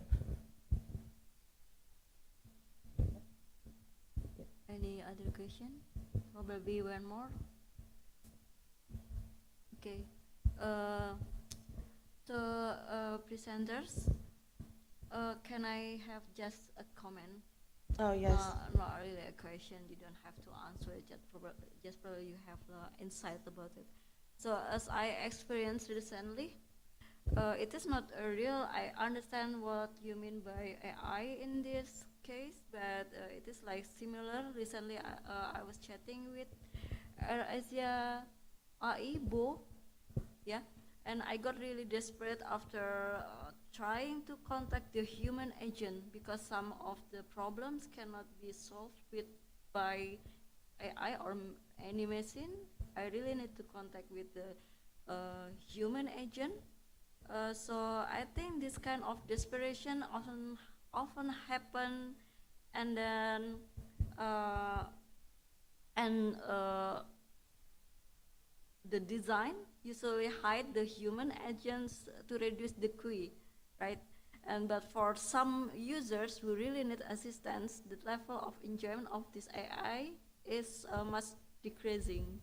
Yes, plus I don't think the old generation enjoying their interaction with the AI, or there has been none of suitable AI for senior generation, which is could be a chance or a chance to be answered for the next research probably. Okay. Maybe I can add a last comment. So we did analyze and did a comparative study of the two apps that we mentioned earlier. And one of them also had chatbots, but also had a difficult time contacting real people or real agents. So hopefully in apps that are developed in the future, maybe by Indonesia to help boost Indonesia's tourism sector, maybe they can have a feature where it's easier for a lot of people, not only for the young people, but also for the older people to access contact and information, not only to chatbots or AI, but also to real agents, so they can have their problem solved easily. Okay, so let's give applause for the presenters. Thank you. And then the next presenters is Mr. Geniosa. Yeah, we give time to Mr. Geniosa.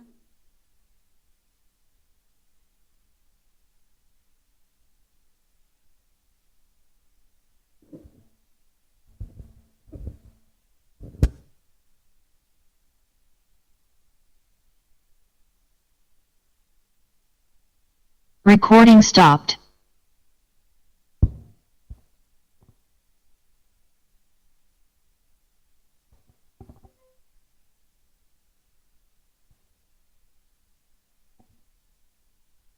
Good afternoon, everyone. Today we're going to present about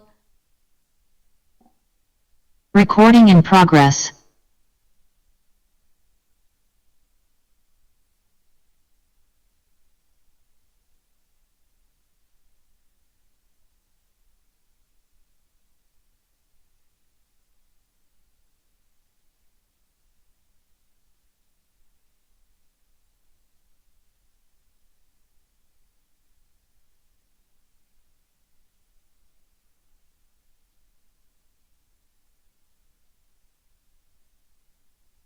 Okay, good afternoon, everyone. Today we're going to present about designing augmented reality application about legendary paintings in Indonesia for Gen Z. My name is Nadia Mahatmi, and the presentation will be conducted by Geniosa Evra. Okay, thank you. Good afternoon, ladies and gentlemen. It's an honor to be here. Today we will present my IMDES paper with the title of Designing Augmented Reality Application about Legendary Paintings in Indonesia for Gen Z. So, all right.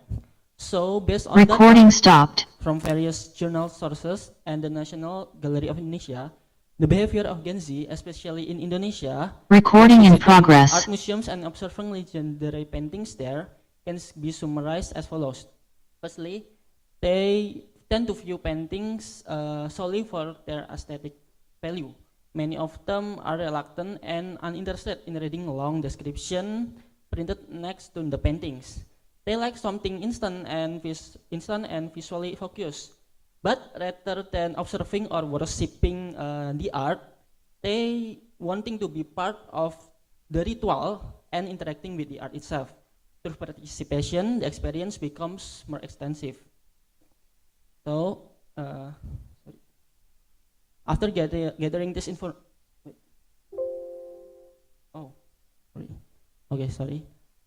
so after gathering this information, the first step we took was create a questionnaire about legendary paintings in Indonesia, which was distributed online and received response from 110 participants.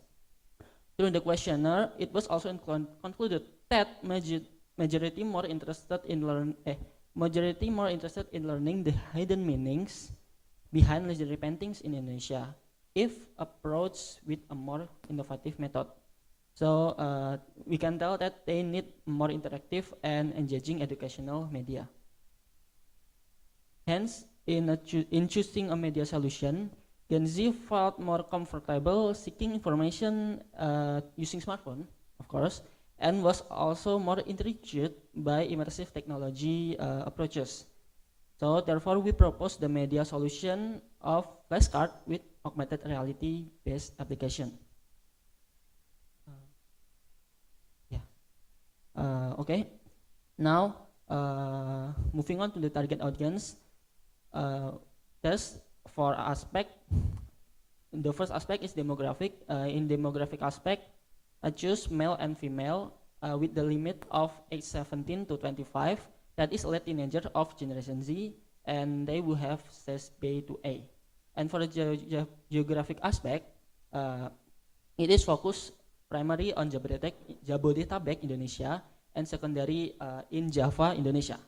And for psychographic aspect, we focus on the people who active interacting with media technology and they are prone to experiencing FOMO or fear of missing out. And for the topic itself, in the initial focus is legendary paintings that is based on curated of National Gallery Indonesia. The 5 paintings are Ibu by Avandi, Merabadiri by Ivan Sagita, Kucing by Popo Iskandar, Kapal Karam Dilanda Badai by Raden Saleh, and Bandung by Kartono Yudokusumo. The design method we using for this project is human-centered design by Don Norman, which was selected due to its suitability with the intended media. This method involves 4 stages, that is inspiration phase, ideation stage, prototyping, and the last is testing. So during the inspiration stage, at first, we conducted interviews with the National Gallery of Indonesia as the main stakeholder and Vuforia Indonesia as experts in the field of immersive technology and AR.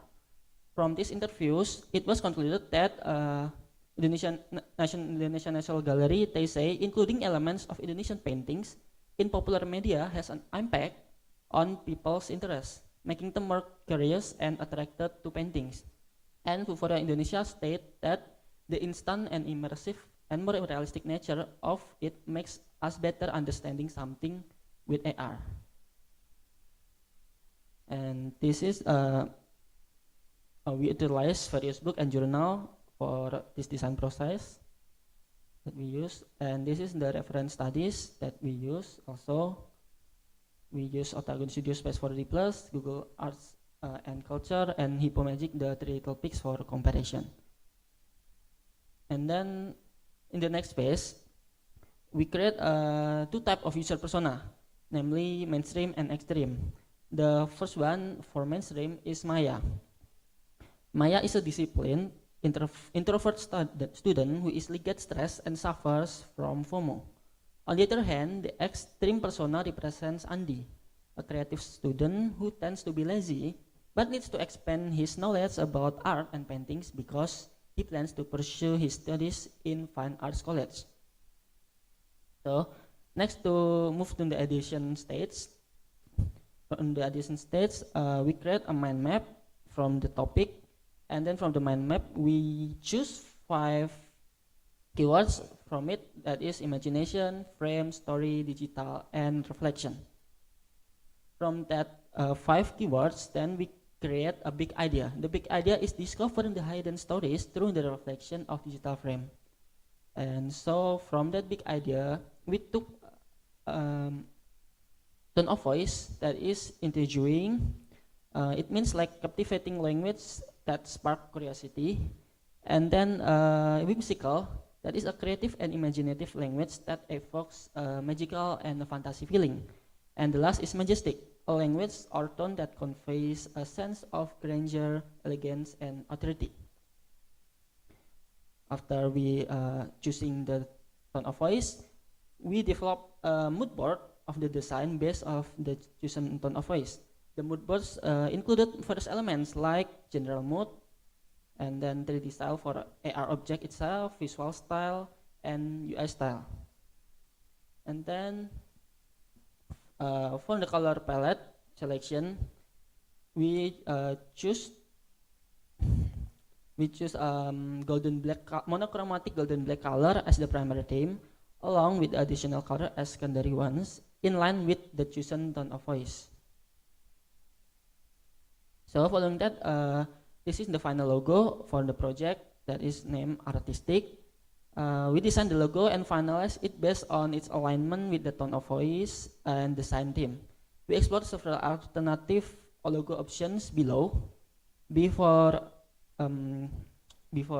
finally we have this logo. And then in this logo itself, we create different version of the logo. That is, the first one is portrait version that use for format in vertical media like smartphones, and then compact version that is used for the application icon.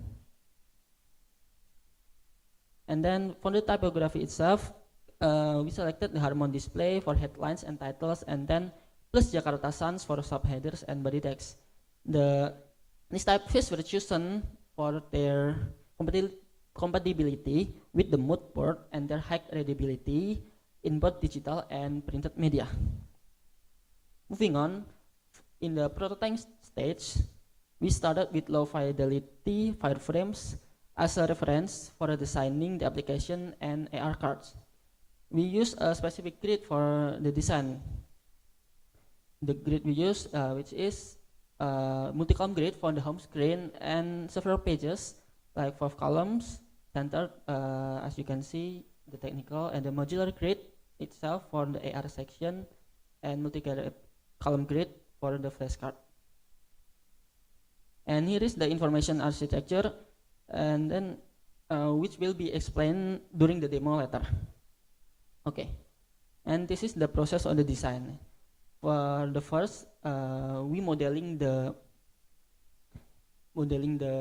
object based on the paintings that we choose, and then after that we texturing the model and then sculpting it, and then we animating it, the model, so it can move, and we design make a sound based on the vibes and the themes of its paintings and the application itself. And after that, we include on the objects and the sounds and everything in the developing phase, and then we created an app with scripting process. And this is the alternative design before we have the final design. And yeah, here is the final design. Miss Nadia, yeah, like Miss Nadia. So for the app and for the card, you can see the art screen view for each painting. The entire set of flashcards feature in F6 size cards. Yeah, like this. This is the 5. And then this is the flashcard. Okay, this is the user flow. I will explain it through. Okay, this is the video demo for the media. Let me play it. This is a screen record from phone.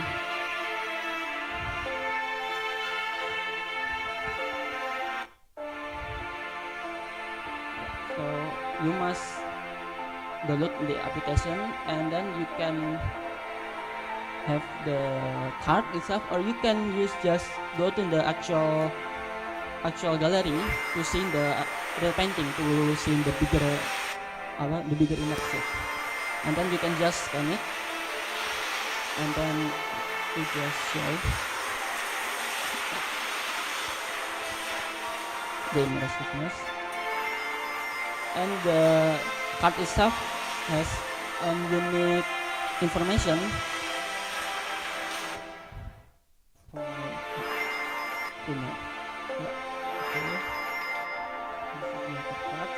and then you can see, you can know the description of the card, the painting itself.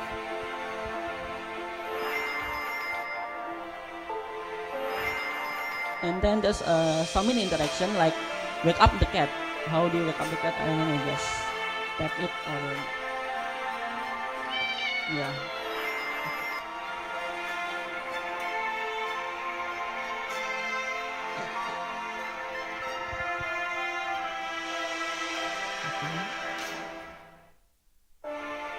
Here you can see the information about the painting and the question that you might question when you see the painting. And then in this painting you can see the like portal. And from this particular painting you can see there's a hidden button in here that you can play the puzzle when you click it. So user can play the puzzle to, I mean, just having fun or challenge themselves.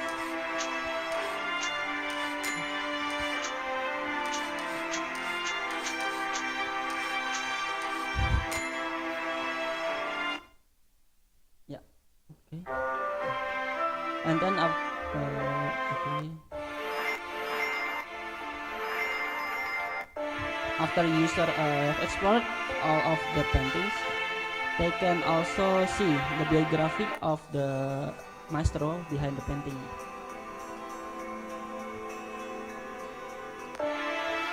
And then after they explore all of from the app and the cards, they can challenge themselves to take a quiz from it. So they gain a knowledge.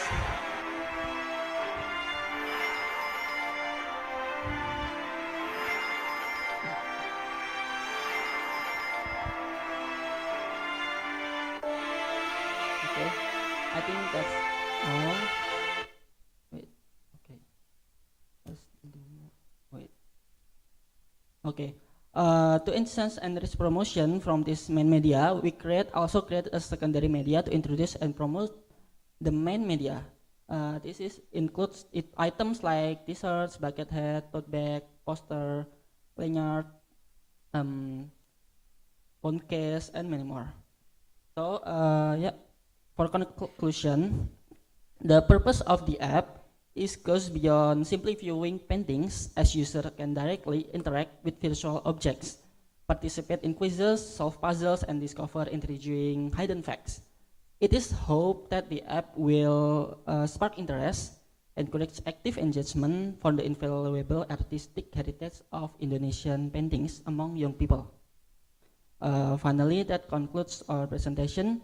We apologize for any mistakes or wrong action. Thank you for your attention. Let's give applause.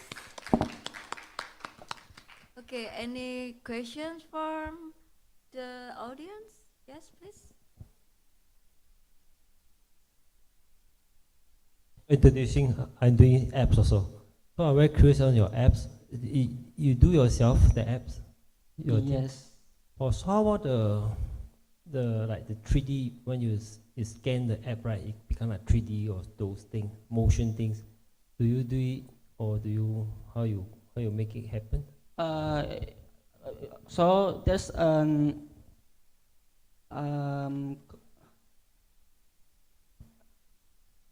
a service called Vuforia Indonesia, like I use. That is a service based for, you can detect the feature of the image, so you can upload the image in there, so they can scan the feature in there. So from that data we can collect, and then we can just use it in the Unity, that software that I use for implementing the 3D and the scanning process. So the 3D scanning, the image is stored on the cloud, is it? I'm sorry? The 3D image is stored in the cloud. Yeah, the image is stored in the cloud. So they need to connect online and get a picture on the cloud. No, you don't have to connect to internet. It is so you need, after the upload, you can the cloud is they detect the feature of based on the image, and then it is you can download it the data. So it's not connected to the cloud, and the data itself you can make the 3D. Okay, thanks. Okay, thank you. One question. Okay, any other questions? Okay, probably one question from me. Artifacts that designed to focus on some objects like these apps, usually like using white background as the main color, the background, but your design is using like a dark background. Please show me. Please explain me your consideration to use the black color. So our consideration to use the black background for the app is just for mainly for more contrast in paintings and 3D objects, so they will more stand out. And it also add majestic and precious feeling for it because when it combination with the golden color. And for technical reason, since it's using phone app for the main media, so black background in a digital screen, it can reduce emitted light and making other colors can be more stand out. That's all. Okay, thank you. Yeah. So give once more applause for the presenter. The next is our last presenter. Let's give time to Christian Vincent.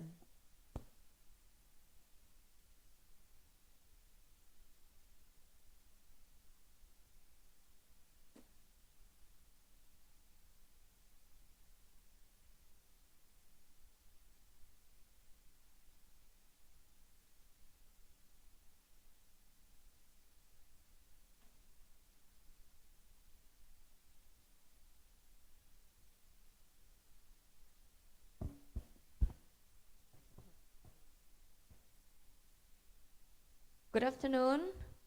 Today we're gonna presenting about emotion recognition board game design for adolescent. My name is Nadia Mahatmi, and this is Christian Vincent, and the presentation will be conducted by Christian Vincent. Good day, everyone. Thank you for the time which have been given to me. It's truly an honor to be here. Allow me to introduce myself again. I'm Christian Vincent, and today I will present the paper with title of Emotion Recognition Board Game Design for Adolescents. So, what is emotion? According to Daniel Goleman, emotion are people responses to stimuli that originate from internal and external sources.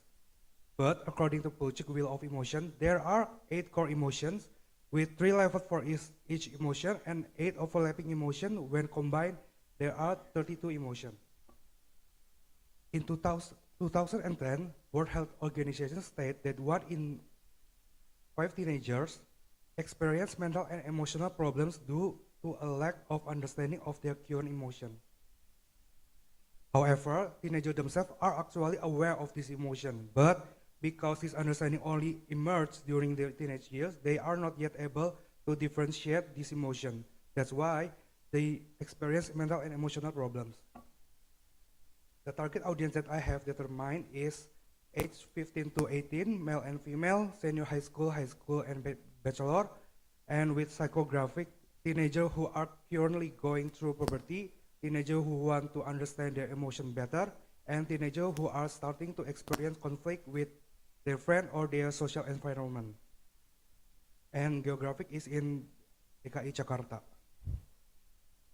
These are the reference I use for board game design theory, and theory of emotion. The design method I use is from Andrew Rooney, how Cobalt Guide to a Board Game Design, that contains 12 stages. The first stage is ideation. In this stage, I conducted interview with clinical psychologists for children and adults to gather information about emotion, explanation of emotion, role of emotion, emotional responses, understanding of emotion, emotional recognition, and consequences of emotional ignorance. I also do FGD with teenagers. In this stage, I ask for their opinion about emotion, their experience with emotion, and their opinion regarding emotion awareness. I also conducted observation through YouTube video of board game design to gather information about how to create a proper and engaging board game.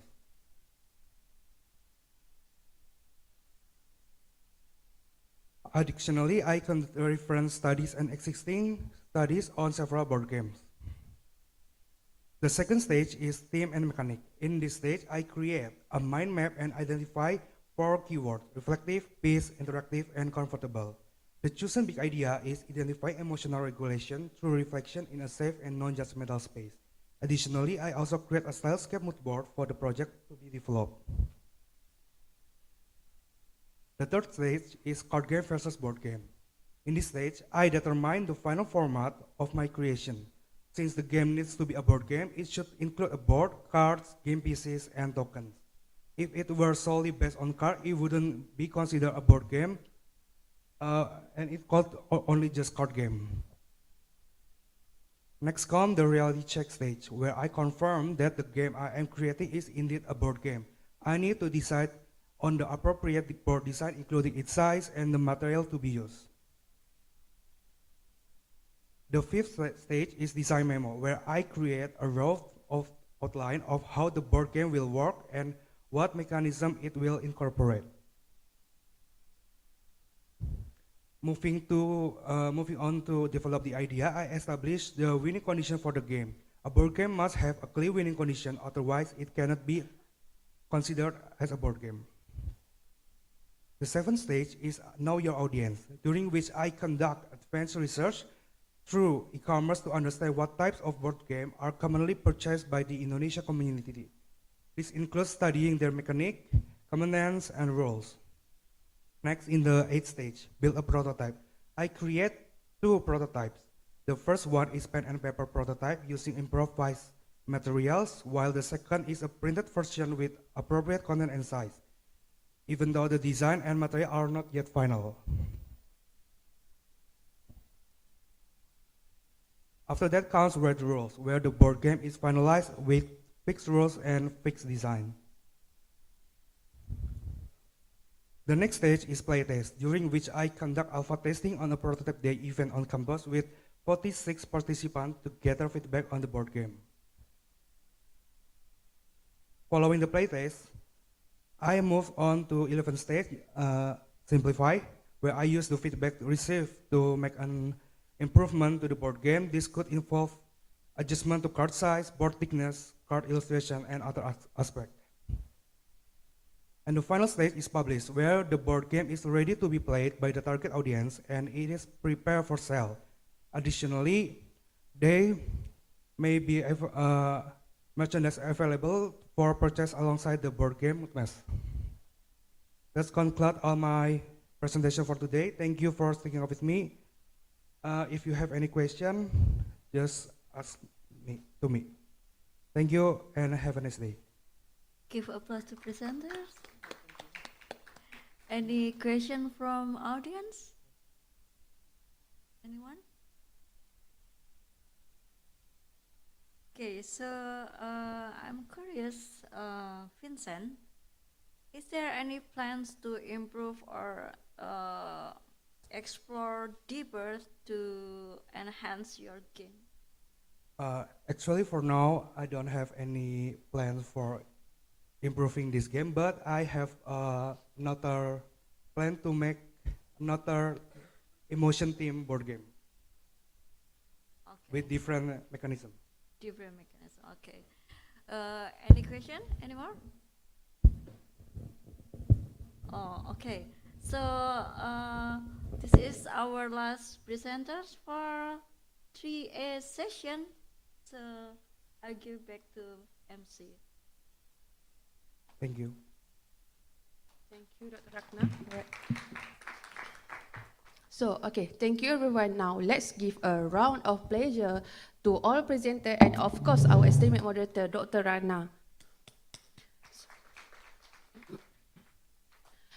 Before we end our session, just a quick reminder, tonight is our gala dinner at Sutra Foundation, Kuala Lumpur. We will be announced best paper as well as best presentation awards tonight. The gala dinner will be conducted at Sutra Foundation KL and shall start at 8 to 10 p.m. All delegates from Universitas Multimedia Nusantara, all presenter from Aswara, and those who sign up for Presenter Plus and Super Scholar package are invited to the gala dinner. Transportation is provided for UMN delegates. Our liaison officer will be in contact with you all on the transportation updated. Hoping that we will see everyone tonight. Now there is a wrap for our conference day too, inviting everyone for the high tea outside. Let's give a round of applause. Thank you, everyone. Thank you.